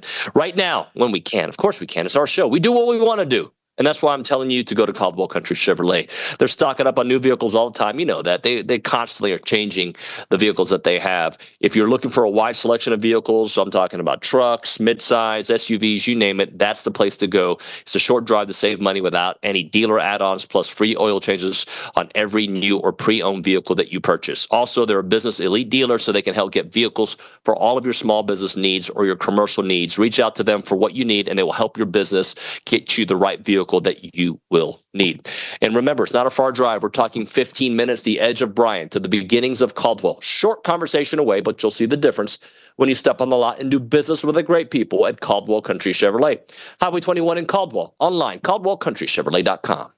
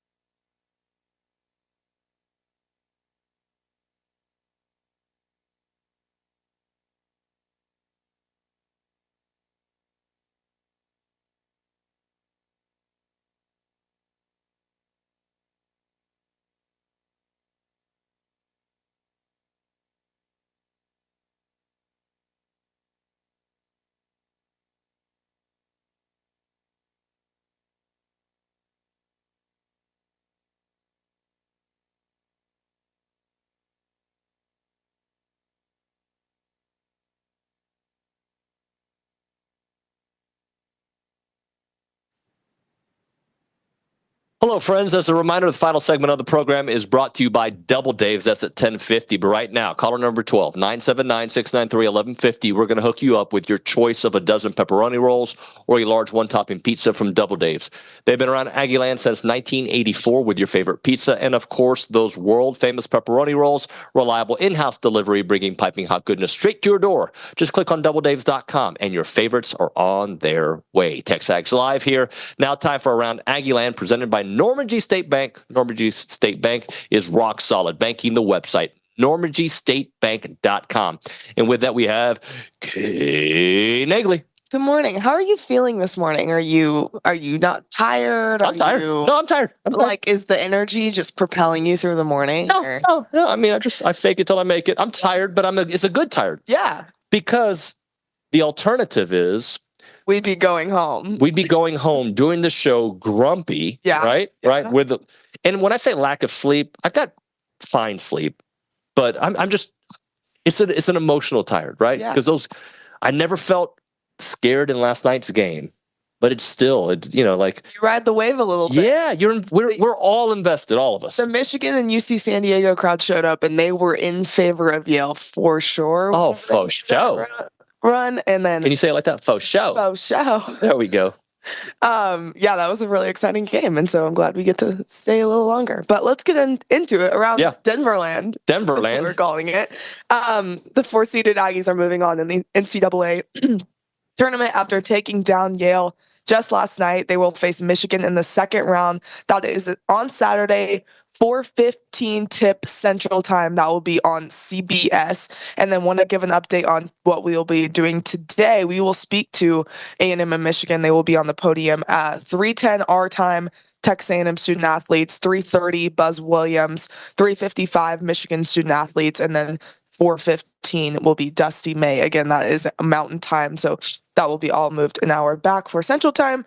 But yeah, should be an exciting day. Get to talk to a bunch of different athletes and preview the round of 32. So now that we know who they're playing, that's going to be the talking point, right? Sure. Like, how do you establish Pharrell Payne against such a dominant force, or big force, I should say? And also, can A&M's guards exploit anything that Michigan does? Yeah, for sure. Want to hit on a couple things happening in Aggieland.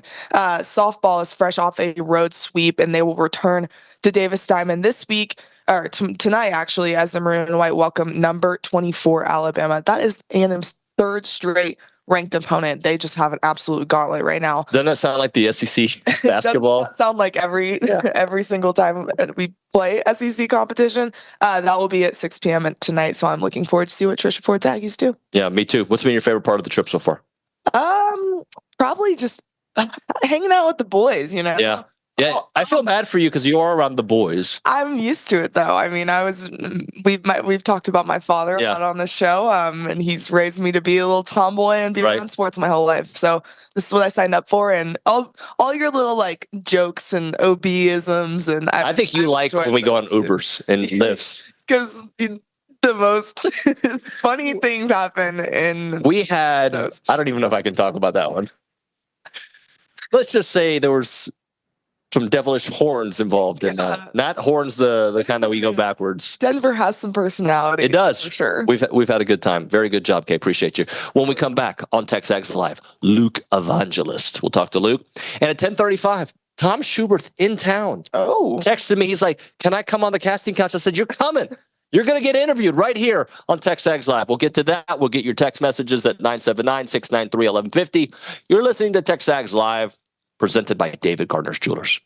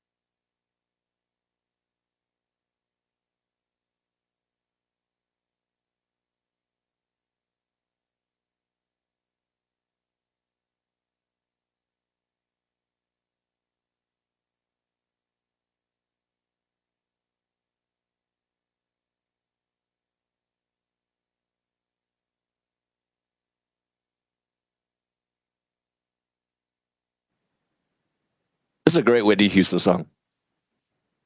Show me how, when. That was the most awkward part of TexAgs Live, presented by David Gardner's Jewelers, Rollo Insurance Studio. David Nuño and Luke Evangelist here, multitasking Luke. Luke, we did a video last night, kind of breaking it down. But now that you've had a night of sleep, okay, what are some of your initial takeaways from yesterday, then how it can translate to Michigan? And also, I want like concerns / some potential places that we can maybe expose. I say we, Texas A&M can expose Michigan. I think what I saw was physicality and depth prevails. And when A&M got sent to a pod with 3 teams who had to make deep runs in their conference tournaments, and now you look at Yale, who was playing their 3rd game in, I think, 6 days. Michigan's going to be playing their 5th game in 9 days. Those teams aren't deep as it is. And when you look at A&M, who consistently plays 10 players, they only had 2 guys go over 25 minutes yesterday. That is the recipe for success. And that's going to be exaggerated when you're playing at altitude. I don't know about you, but everybody looked tired yesterday. I didn't think as much A&M as I thought Yale early. I mean, like the Michigan and UC San Diego, they all looked gassed at the end of that game. But yeah, you're right. Yale was tired from the first 10 minutes on. And there were moments that A&M would look tired, but I think the quick bench, right, the quick rotations allowed them to not seem as tired. But I'd love to see stats. And I don't know, somebody asked ChatGPT to help us out with this, but what teams' records are when because I think of 18 to 22-year-olds as playing basketball every day anyway. Yeah. Like, I don't feel like that should have that much of when you were 22 2 weeks ago, couldn't you just hoop all the time? Well, me specifically, I'm a gamer. I can hoop at any time. But it does add up. And A&M's the perfect example of this. Think about how many times they had to make deep runs in the SEC tournament, and then they're one and done in March Madness because they're playing their 4th or 5th game in 9 days. And now A&M is on the receiving end of that. They are now the team that is more well rested. So we'll have to see how it works out for Michigan, but at the end of the day, that's going to add up. That's 3 more games. That's 120 more minutes than A&M has played. That's a lot. In 9 days. That's at altitude too. I think that's significant for a team like Michigan that only plays 8 players. Okay. So then the flip side of that is, well, let's talk about how these teams have looked in their last 8 games. That is true. How has Michigan looked in their last 8 games, and how has A&M looked? And by the way, the most recent A&M game was awesome. So yes, I'll make sure I say that. Well, so... And 2 out of their last 3 games have been awesome. Yes. Well 2 out of 3. No. Most of the LSU game was awesome. Yeah. The result was awesome. Yeah, the result was awesome. Michigan lost their last 3 games to close Big Ten play, and then they rattled off 3 straight in the Big Ten tournament. They are... It's weird because I want to put like an SEC comparison on them, and it's Florida's size, but A&M's inconsistency. Like Michigan can look like the best team on the floor for 5 minutes, and then they look like the worst team on the floor for the next 5 minutes. And they have a propensity to turn the ball over. And even though they've been winning games in the Big Ten tournament, they've been turning the ball over a lot. They had 14 last night. They had double digit multiple times in the Big Ten tournament. And that's a key for A&M is let's speed the game up and force you to turn the ball over. And Michigan's been able to overcome those turnovers, but they're very similar to A&M in the way that they're not consistent at the free throw line. I think they were only 52% last night. They turned the ball over a little bit too, right? Yeah. And they don't force turnovers as well. So they turn the ball over, they don't hit free throws, and really they're not the best shooting team from 3. They made 9 last night. That's a lot. That is a lot, and that's 3 more than A&M made, but that's not their bread and butter. They don't like to live and die by the 3. I guess that's a common way to put it. They want to work inside with their 2 7-footers and get you in foul trouble. They just struggle to make their free throws like A&M. So when we were leading up to the Yale game, and we had a lot more time to kind of analyze Yale, right? And we were coming up with different angles. One of the things that we said was, if you were to draw up a team that could beat A&M, was a team that didn't turn the ball over, shot the 3-ball well. Yeah, and how many? Yale got like what? Yale had 11 turnovers, 12 turnovers. 12 turnovers. Yeah, A&M got them to double-digit turnovers, which was a key metric, major key. Yale's winning percentage is like not good when they get double-digit turnover. They did hit 38% of their threes, but about their threes, to me, what stood out to me, I think they were 8 of 21, if I remember correctly. What stood out to me about those threes were they were threes to keep almost a game getting out of control to manageable, as opposed to back-breaking threes. Yeah, it reminded me of what happened with Keisei Tominaga last year. He made 5 threes in the game, but the game was over when he was hitting those threes. And so you're right, A&M never let them get close, like we talked about stopping runs. And how Yale got it to 6 points was with hitting threes, and Pugliese made tough shots. I like him as a player. God, he's a guy I would want to hang out with, and he's someone you would want on your team. I don't know enough about him to say that out loud. If you research his personality? I mean, I know people that know him at Yale, and he's a cool guy. Is he? Yeah. He's a funny guy, according to his coach, too. Well, he looks like a guy you want on your team. Yeah. He can hit the three. He can drive. He never seemed frazzled to me. Oh, no. Every shot he took was so contested, except the one open three. Right. And he still put up over 20 on A&M. Mbang did look intense, but I think he looked flustered as well. Yeah, and that was what you talked about on radio leading up to the game, was in Yale's losses, Mbang has actually been a net negative for them from his offensive standpoint, with him turning the ball over and not scoring. He finishes with 2 points. When anytime the story is the 3-time Ivy League Defensive Player of the Year on Wade Taylor, how is Wade going to get past Mbang? And then you look at it, and Mbang only had 2 points on A&M's defense. That, to me, was the key of A&M completely blowing up that narrative. And look, Wade didn't have his best game. He didn't hit threes, but Wade was... He had a big one, though. He did have one big one. But if I would have told you that Wade was 1 for 6 from 3 and 50% at the free throw line, how many times would you have said he scores 16 points in a game? You don't think it. And you don't know if A&M wins that game. Exactly. And so for Wade to be 5 for 7 from 2-pointers was just, and with Mbang guarding him pretty much the entire game, was huge. Wade was money inside the 3-point line. He was money inside the 3-point line. So let's kind of flip the talk to what we could see against Michigan from a guard perspective. Yeah. And I think we do need to still touch on some of the storylines from last night that, I mean, I can't believe we haven't touched on Pharrell Payne or Jace Carter yet. We're 8 minutes into the segment. But to me, guard play is going to be so critical, if not to carry the team, to open up the lanes. Yeah, exactly. Because right now, Michigan's got that size advantage. And you look at it as, all right, Vlad Golden is a true center. That's going to be Pharrell Payne's matchup. So if you can... And he's played in the Final Four, right? Yeah, he was on that FAU team that went to the Final Four. He was on the FAU team that beat Texas A&M at the ESPN Events Invitational with Dusty May as the head coach. Vlad Golden had, I believe, 10 points, 4 rebounds, 3 assists, and then he had 4 fouls. So he was playing in foul trouble most of the game. But 2 seasons ago, right? I think that was last year. Was that not? Like, not this season, last season. Yeah, last season. Yeah, that tournament when they played Penn State. And but yeah, so this is an experienced bunch, and Dusty May's an unbelievable coach. I mean, he took a team with, look at where all those guys are playing now. Elijah Martin is like the 3rd best player on Florida. John L. Davis is Arkansas's best player. And now Vlad Golden is Michigan's 2nd best player. So a lot of high Division I talent on that FAU team, and he took them to the Final Four. And so they've obviously got a plan, and they have an identity of the 2 big offense, and they want to pick and roll with them. Danny Wolf is essentially a 7-foot point guard.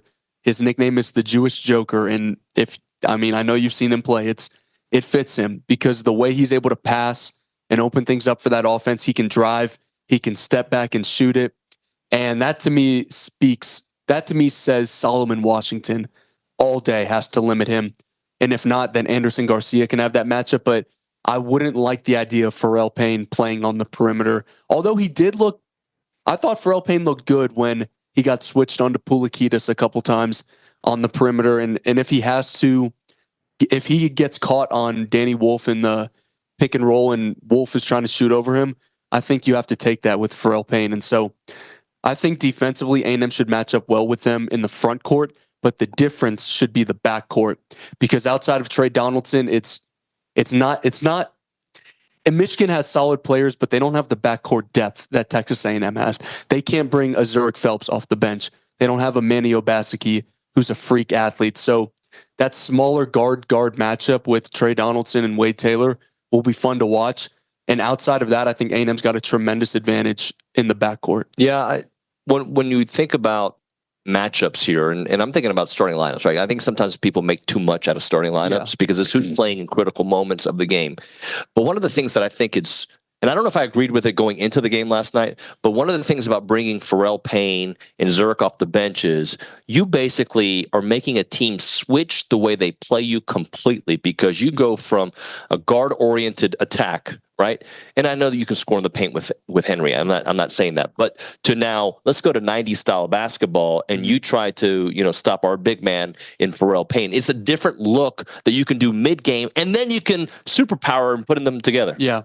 I think I do like that, but I think matchups change every game. And if there was ever a game to change the starting lineup, it's probably this one.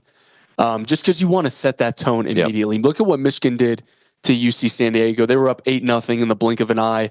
I want to say the score was like 22-6 when I looked up at one point. So Michigan started really fast. They started fast against Wisconsin in the Big Ten Tournament Championship too. So I mean, I really liked, I know they weren't winning games when they did this, but I really liked when Andy and Solo started the game together. And I think with Pharrell Payne sometimes during that stretch of like Tennessee, Vanderbilt, I think you got to start with size, especially because size is Michigan's biggest weapon. I think they should probably start with that and maybe go Wade and Manny to start as well. And then you can bring Zurich Phelps off the bench. You can bring Jace Carter, Henry Coleman off the bench.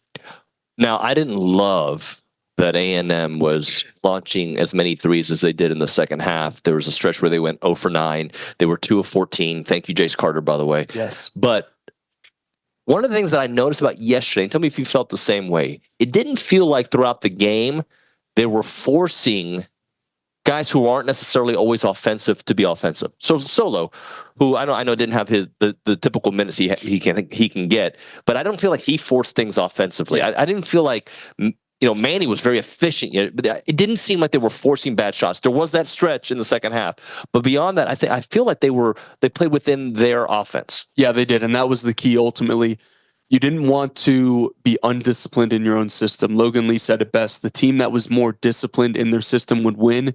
And for as great of a job as Solomon Washington does on the defensive end, him taking 3 threes a game is just not the best and most efficient look for this offense. And so I think Solo only had a couple points, like maybe 2 points in the game, but his impact is undeniable on the defensive end. And anything you can get from him inside the arc is a bonus and a plus. But him not taking a bunch of threes, I thought Hayden Hefner he took 4 threes and went 0 for 4, but inside the arc, I thought he hustled. He was active in transition. It's just eliminating those bad shots. And look, if it's an open look, you got to take it. But at some point, it's March Madness. You have to knock down open looks. And if the first couple don't fall, you have to adjust. But I thought Hayden Hefner was very active in the minutes that he played. So I don't mean to look, I'm going to describe what I'm saying and help it sound a little bit more eloquent. This is not like, we don't consider the Sweet 16 like success. Like, we made it to the Sweet 16. We want way more than that. Yeah. But when we're talking about taking steps for a program, this game here against Michigan, to me, can be a defining moment in the Buzz Williams tenure, at least so far in his 6 years at A&M. I'm not saying that he has to win to change the way, but he's now got 2 wins as in the NCAA tournament as a head coach at Texas A&M. But this kind of win can really propel what future recruits can look at, how we look at this group. Regardless, I want them to keep going. I'm not saying stop at Sweet 16, that I'm content with Sweet 16. I'm just saying this is the next logical step for this program. Yeah, they've been building NIT finals, first round, second round, and now this is the time of either it's going to be a plateau or you're still climbing that mountain. And you're right. This team has the chance to do something special, because never again in college athletics will you see 8 seniors who the vast majority spent their entire college career in one place, playing together in one final run. Yep.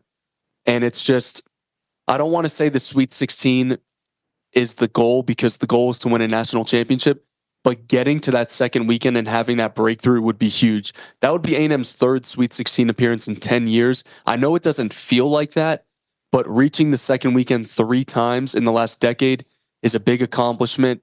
And this would be, I believe, only the 7th time in program history that they've been one of the final 16 teams in the NCAA tournament. So when you look at the 113-year history of A&M basketball, this team is in a prime position to do something that has never been done before and reach the Elite Eight. And when you talk about the greatest teams in A&M basketball history, typically getting to the Sweet 16 comes with that. You think about all the AC Law years. You think about what Alex Caruso's team was able to do. This is now the chance for Wade Taylor, Manny Obaski, Henry Coleman, Anderson Garcia, these seniors to go out on a high note. And look, if they make the Sweet 16, they're in the discussion for the greatest team in A&M basketball history. And if they win one more game, I think they are no discussion. Statistically and length of run. Yes, they will have gone where no other team has gone, and they will cement themselves as the greatest team ever to wear the maroon and white. But they can't overlook it. And I know we love the matchup. Again, it feels like last year where I love the matchup, but I'm saying, like, if they get to the Sweet 16, it's 2 teams you've already beaten before, and a team in Auburn that Buzz Williams has owned. He's 6-2 against Bruce Pearl. And Creighton, I think A&M's got what it takes to stop Ryan Kalkbrenner. I like the draw, but I don't want to get caught looking ahead like we were last year to maybe Duke and Dallas. Because I don't love the matchup with Michigan because they're hot. Yeah. Because are they though? They have been squeaking by a lot of teams. Hey, to me, it does. Okay, like A&M baseball right now isn't hot, right? Yeah, you're right. And they're losing squeakers, right? Like, you are a product of the result. Absolutely. And A&M, again, why'd you have to tell me their stats in one possession games? 8-4 in one possession games, right? Michigan's 13-4. 13-4. And 11 of their last 13 wins have come by 4 points or less. To me, that is a great stat in March, because if it's a close game, Michigan's going to win it. But at the same time, are they? That's statistically, that's what it's saying. If it's Michigan, but they haven't taken on this team. Exactly. But what I'm getting to is that luck is going to run out. They fouled out the Big West Player of the Year from UC San Diego, their best player, and still only won by 3. And if you watched that game, you knew the officials had a major hand in that. Michigan hit a 3 to lead by 3, and this dude had his foot out of bounds. I think the 3 put him up by 10, right? Either way, they won the game by 3. Yeah, they won by 3, and Michigan hit a 3 with a dude's foot out of bounds. Yeah. And they went back and looked at it on the TV broadcast and showed his foot clearly out of bounds. UC San Diego couldn't buy a foul inside when their guys were getting hammered, and Michigan still only won by 3. And Tyler McGee had a great look, not a great look, a good look from 3 with Danny Wolf contesting. And from my vantage point, I thought the ball was going in, and it hits the back rim. So Michigan has been escaping a lot of teams, and when you combine that with the fact that they're playing their 5th game in 9 days and they're not a deep team, eventually I think that has to catch up to them. All right, let's continue it on the other side at 10:35.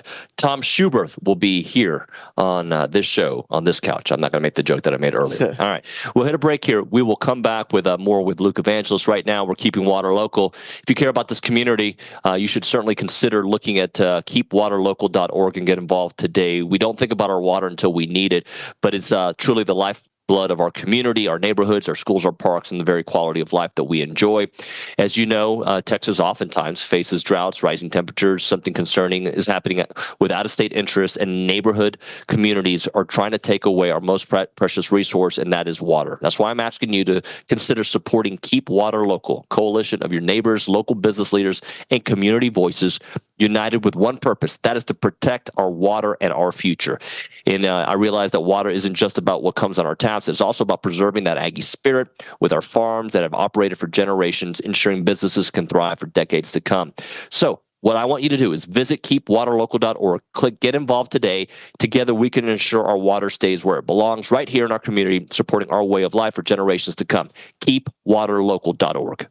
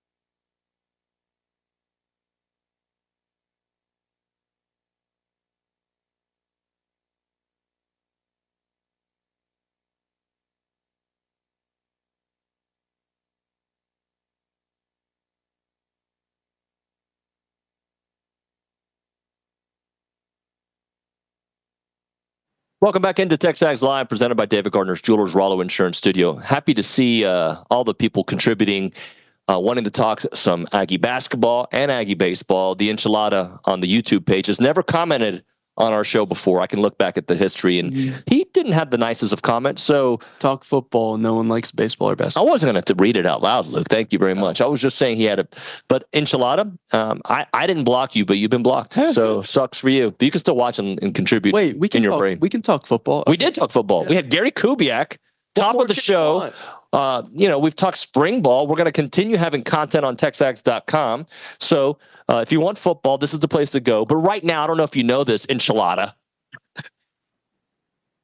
A&M's in the second round of the NCAA tournament. Yes. All right. Now, if Enchilada used his real name on YouTube, I might consider his request a little bit more, but he didn't. So we're going to move on. Just kidding. What if that is his real name?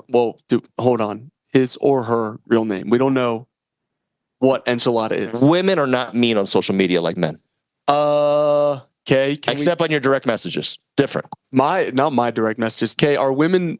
Well, hold on. Women social media sports or being like, yes, girly. And okay. on the Instagram comments, yes, you're eating queen. Like, stuff like that. It depends on the situation.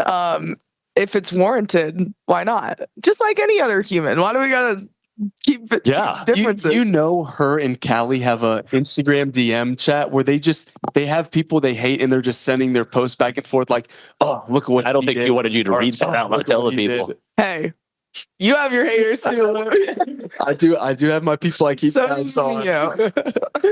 So do I. What do I have? People you keep tabs on. 100%. You say anything I can't catch wind of it, you go in a book. There is an absolute book. And one day that conversation will happen, and I'll be ready for it. You were mad at the person on the plane for going before us. Oh, yeah. Did you? Oh, you weren't there with us. So maybe I will next year. There is a rule when you're getting off an airplane, right? Just tell me if you guys agree with this rule, all right? And we'll get back to sports, guys, but just give me a moment. But seriously, when you are getting off a plane, the group behind you has to wait for you to get out. Yes. Okay? Especially if the person who's about to get out is a female. Yes. This man tried to go in front of Kay. He did go in front of me. No, his wife is the one who went in front of me. He stayed behind after I made the comment. I was like, because, I have to be heard sometimes. Yeah. So it was his wife who went like. They had a little kid. They were trying to get her along. Oh, it was a family. But you don't just like it any better. They just completely cut us off. But like Kay's getting up. David's like, what did you say? I forget, but I let it be known I didn't like it. Let him go first or something. And I was like, anyways. I'm going to be devil's advocate and say that they had to catch a flight, but anyways, continue. By the way, crash out. David B says, Nuño has never seen cheerleading social media. Just saying. That's true. Yes, that's true. They get nasty. Have you heard about Greek rank? What the sorority girls can say about it? Maria knows exactly what I'm talking about here. Greek rank is a website where you can anonymously say stuff about other sororities and be like, I heard all the Zetas got lice or stuff like that. Oh my gosh. Is that true? I mean, Maria knows about that website. Let's actually, by the way, one last jokey kind of comment.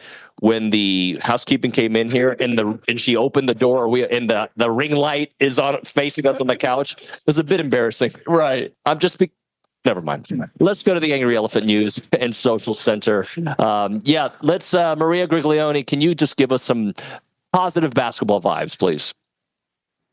The Greek rate comment, that really got me.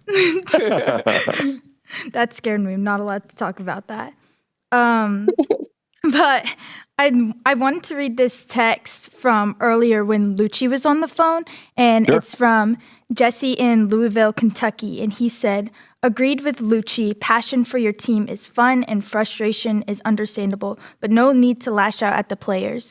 I guarantee they want to win just as much as we want them to win. For one, I am proud to see Aggies on the main stage of college basketball beat the hell out of Michigan. Yeah, and I don't want to spend too much time focusing on the negativity because I got to say this. I found the boards to be very pleasant over the last 12 hours.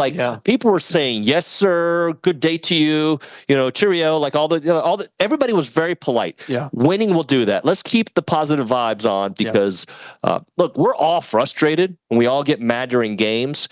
And there's certain points of last night that in my head, I can't post what I thought about a certain shot selection, right? Yeah.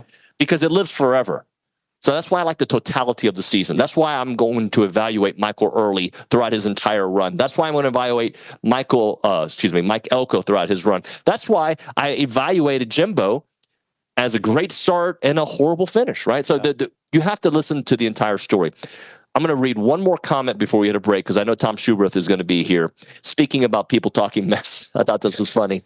Jay Paul, if Nuño is wearing his Brazos Valley MMA shirt, that wouldn't happen. Actually, I think it happens more often because people want to try you.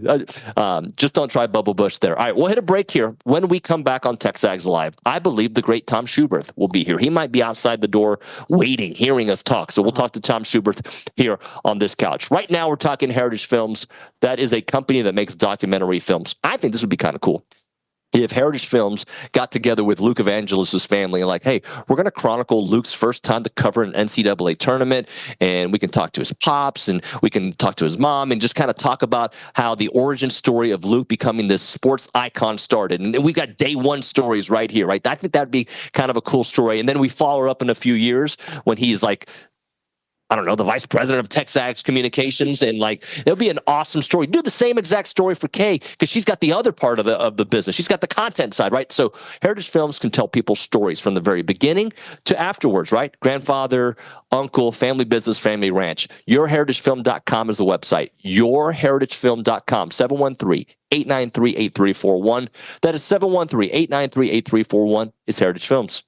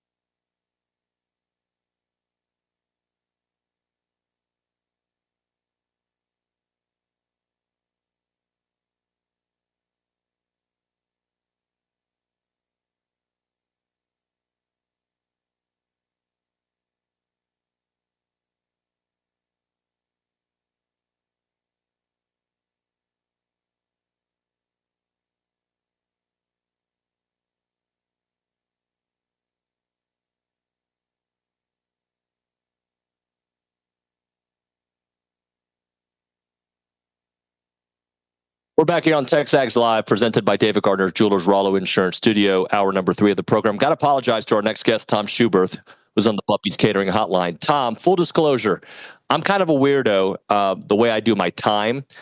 So Kay and Luke, who are here with me, can attest. I've kept my phone on Texas time because of the show. The show's 8 a.m. to 11, so I get confused. When I told you 10:35, as a normal human being, you're like, oh, Colorado time. In my head, I was talking Texas time, so I apologize for the misinformation. Well, that's what makes you so good. You're so dedicated to the show. So I understand. I was getting ready. I was headed down from the hotel lobby to head towards your way, and then I got your text. But it worked out fine. I appreciate you having me on the show, David. Hey, Tom, and Luke's going to join us for this conversation. One of the things that you're right a lot, man. You predicted A&M's victory over Auburn. I think predict's the right way to phrase it. Like you felt good about it. You felt very good about this side of the bracket for A&M as well. You thought the matchup with Yale was advantageous for the Aggies. And I think you also thought that Michigan or San Diego or UC San Diego, because you had A&M matching up with Auburn and being favorable matchup for A&M there as well. I really do. You know, the funny thing is, David, Auburn's got to get by Creighton today, and I don't know if they will, or excuse me, tomorrow. So that could be a problem for them. And, of course, we've already played Creighton, so I think they're a much improved team. But getting back to what you commented on, I love our matchups just because of the way we, our defensive intensity and the way we rebound. Yale's a good basketball team. I think they proved that yesterday. I think they didn't play particularly well, but a lot had to do with the Aggie defense and the focus. And they only lost by 9 points. It was probably a little closer game maybe than the 9-point total. But, watching the game yesterday with Michigan and UC San Diego, at the end, I'm pulling for UC San Diego. And then I'm thinking, hey, maybe I'm making a mistake here. They might be rolling and come in here and give the Aggies more problems than Michigan. So I'm interested to see what you and Luke think about that, because I know you watched the game. Yeah, I was I found myself pulling for UC San Diego as well, just naturally rooting for the underdog. But I think ultimately A&M probably matches up a little bit better with Michigan. Really? That UC San Diego defense is swarming. They want to turn you over. They want to speed you up, and they can hit threes. And ultimately, that is what Texas A&M's defensive weakness is. And even though they don't have as much size, that quickness was really getting to Michigan. And, I think Michigan, they're a little bit more inconsistent than UC San Diego. And I know UC San Diego started off the game slow, but that run they were making, Tom, at the end, it looked like nothing was going to get in their way. Even after Tate Jones, the Big West Player of the Year, fouled out, I thought UC San Diego was going to win that game. Yeah, I think if they could take that game back, they would win it. They got off to such a poor start, and that happens a lot of times with a team that's never been to the tournament, and they were a little bit nervous. But I thought they were the better team, actually, especially the second half. The thing that concerns me, getting back to Michigan, David, is obviously the 2 7-footers. But, you think of Big Ten teams as being very physical, and we've played several of them. I don't think Michigan's that physical for their size. They are a physical basketball team because I don't think their team quickness is even close to what we have. And that's where I think we're going to give them problems. I think they'll have a difficult time scoring, just like Yale did early. I thought Yale figured it out finally and quit turning the ball over, and then they got their open looks. But Yale was so proficient on offense once they didn't turn the ball over. They had 8 turnovers, with about 4 or 5 minutes to go in the first half, and then they didn't turn the ball over for about the next 8 or 9 minutes during the ball game. But I'm looking forward to the game tomorrow. It should be a great one. I noticed the odds makers have Texas A&M favored by 2.5, so that ought to tell you the respect that they have for the Aggies. You can call me nitpicking Nuño here, because as a talk show host, I got a lot of time to evaluate and think about things. And one of the things that I said to Luke yesterday that did not trouble me, but I paid attention to, is that I thought A&M dominated that game. But the score, to me, was not a reflection of the domination of that game. Did you see it the same way? Well, I did. I thought, a couple breaks for Yale, they could have maybe got it to a 2-possession ball game. But, yes, I never was in fear, David, we were going to lose that game, which I have been in the past when we've got off the good starts. But, yes, I think it was clearly evident that A&M was the better basketball team, and they were more prepared to play yesterday. But with all that being said, Yale still gave themselves a chance. So that tells you how good they are. And then I was, like we just talked about with Luke, I was very impressed with UC San Diego. Getting off to just that horrible start, turning the ball over, and then they just came back and they were relentless. And ironically, they had the longest winning streak in the country at 15 games. And so, as I said, wishing for the lesser opponent for A&M, I kept thinking maybe you don't want what you wish for sometimes. So I love this matchup tomorrow. I think it'll be a heck of a ball game. We just have to continue to dominate the boards. And if we can shoot the ball like we did early from the three-point line, I think it'll really give ourselves a greater chance to win and take a lot of pressure off us defensively. Yeah, I agree with you, Tom. I think people sometimes get caught looking at the seeding a bit much, and UC San Diego was a really great 12 seed. And like you said, longest winning streak in the country. They are a couple calls going in their favor away from winning that game. And Michigan, I know they were the Big Ten champions, but this is now going to be their 5th game in 9 days. They only really play 8 players. So I agreed with you. As much as I found myself rooting for UC San Diego, I think Michigan is the better matchup for A&M. But how much of a factor do you think depth is going to play? Because Michigan is obviously going to be tired.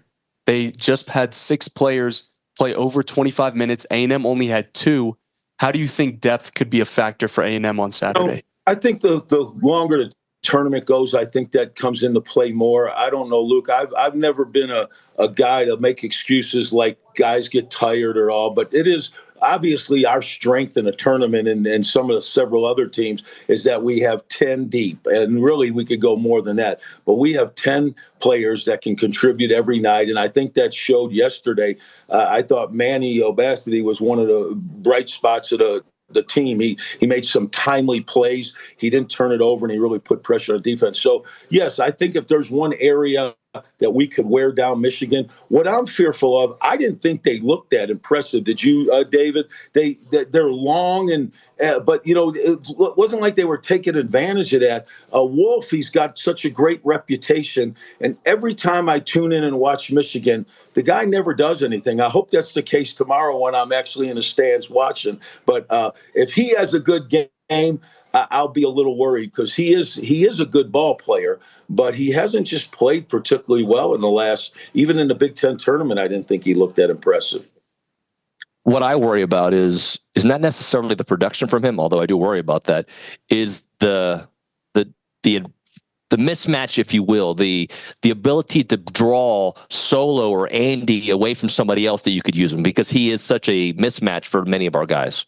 Absolutely. I thought, and not because he got 25 points, but I thought Payne was so good last night because I didn't think one time he forced it, and he was so creative and crafty around the basket, where a lot of times he just tries to bully it in, but he was finesse when he had to be. He dunked it when he needed to, and he did an incredible job of burying those defenders and getting in a position where basically all he had to do was jump up and dunk it, and that's hard to do. For about a 7 or 8 game stretch, we were posting him up about 15 to 18 feet from the basket. Again, that's not my particular liking, not that I have anything to do with it, but I think defensives can rotate a little better. And then when he puts it on the floor several times, teams will come and double him and cause turnovers. So I thought Payne was so good yesterday. I mean, they didn't have an answer for him. I mean, he was so good. I was like, are they going to try to figure something out to stop him? I would have played hack-a-shack on him if I had to, because he was so dominant. He was the best free throw shooter yesterday. Yeah, he was 83%, and Wade Taylor was the one that shot 50%. Yeah. Which is, normally you would switch those 2 percentages. Absolutely. So, Tom, before we let you go, just what do you think the keys are for this game? If you had to boil it down to 2 or 3 bullet points, bullet down to bullet, you know what I mean. If you gave us 3 bullet points about this matchup, what is it going to take for A&M to move on to the Sweet 16? Well, I go back to offensive rebounding every time, David. I don't even worry about how we shoot it if we can continue to go to the board. So, a lot of times we say if we shoot it well, we'll win. Well, I think we play sometimes better when we don't shoot it well, if we're in position to get second and third opportunities and not necessarily even capitalizing.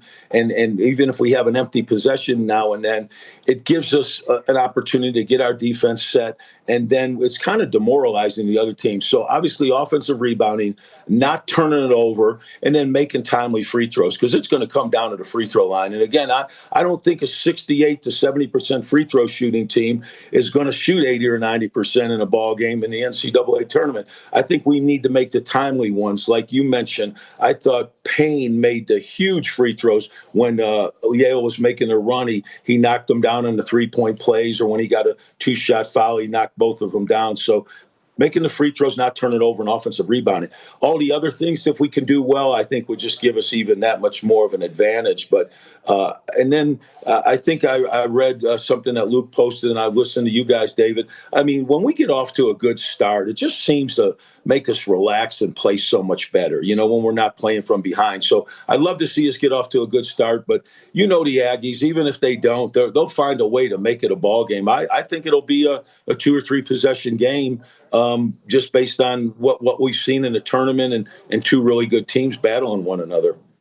Tom, I hope to see you here in Denver, so hopefully we get together at some point. All right, buddy?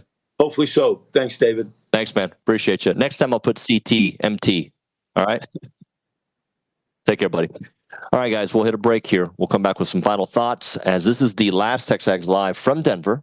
Yeah, it is. I hope we have some TexAgs Live from Georgia. From the ATL. The AT-aliens. OB, he's like an AT. You know what that is? No. Oh, yeah. I thought you knew about rap.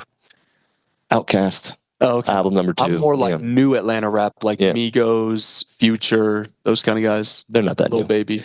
All right, let's talk about some food.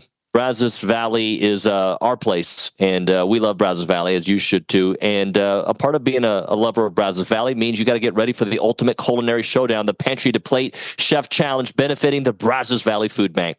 That's happening on April the 10th. That's a Thursday, 6 to 8 o'clock at the Texas A&M Hotel and Conference Center. You can watch local chefs Blake Zeitman of Zeitman's Deli, Corey Thomas of Remnants of Nollins, and Tanner Purdom of the Wild Garlic turn everyday pantry staples into gourmet masterpieces, live and under pressure. We'll have celebrity judges, KBTX's Carla Castillo, Alex Egan as your host. This high-energy event is packed with fun and flavor. You can enjoy gourmet bites, beer and wine, and a chance to shake things up, bid to sabotage a chef upgrade to their ingredients, or vote for your favorite, win People's Choice. Can't make it on the night of? You can donate online now and support your favorite chef from anywhere. Join them in the fight against hunger-free Brazos Valley. Get your tickets now at bvfb.org/pantry. Pantry-plate-chef-challenge-2025. We'll have it on the website. Check it out. It is the Brazos Valley Food Bank.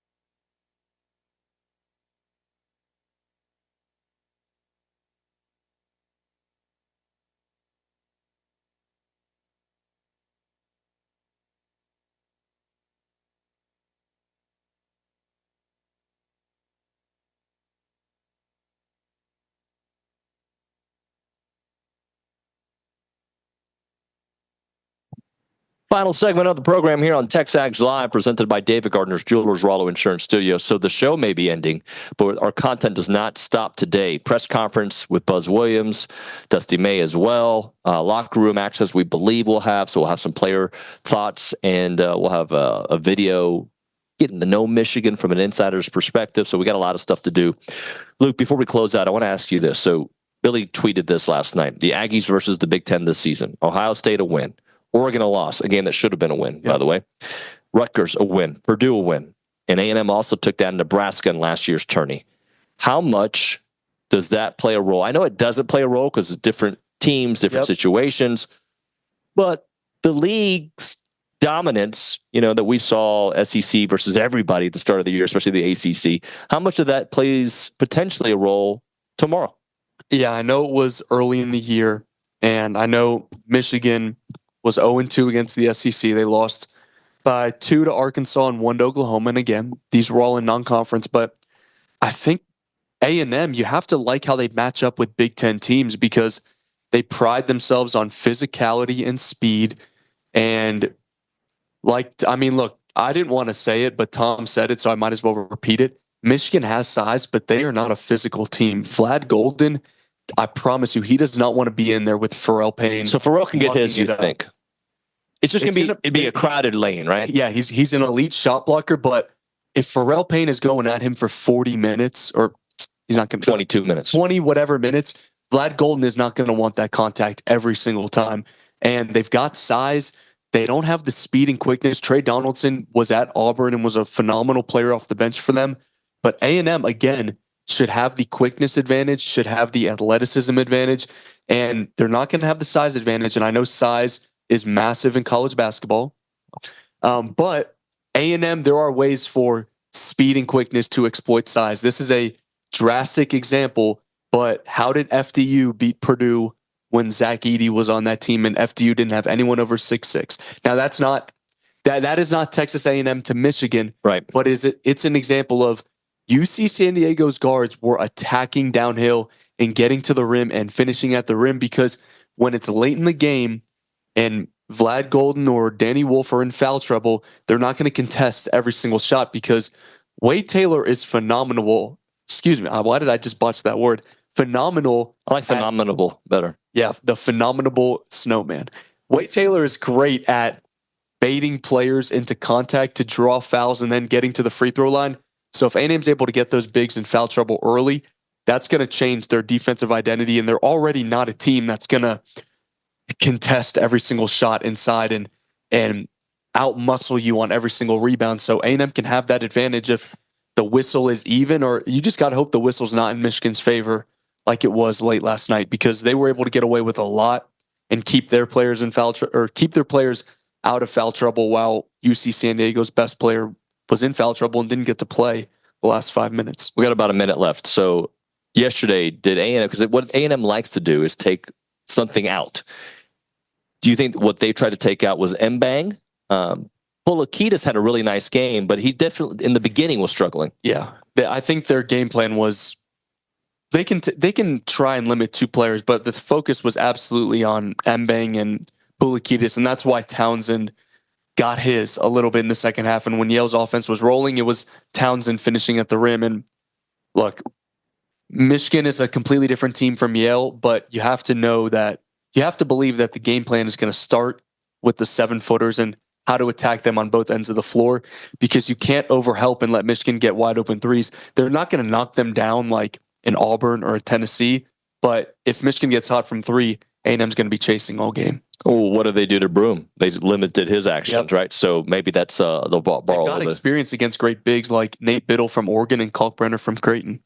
Luke, great job this week, man. We'll have a lot more on TexAgs.com. Thank you to everybody for watching and listening. That's going to do it for TexAgs live from Denver.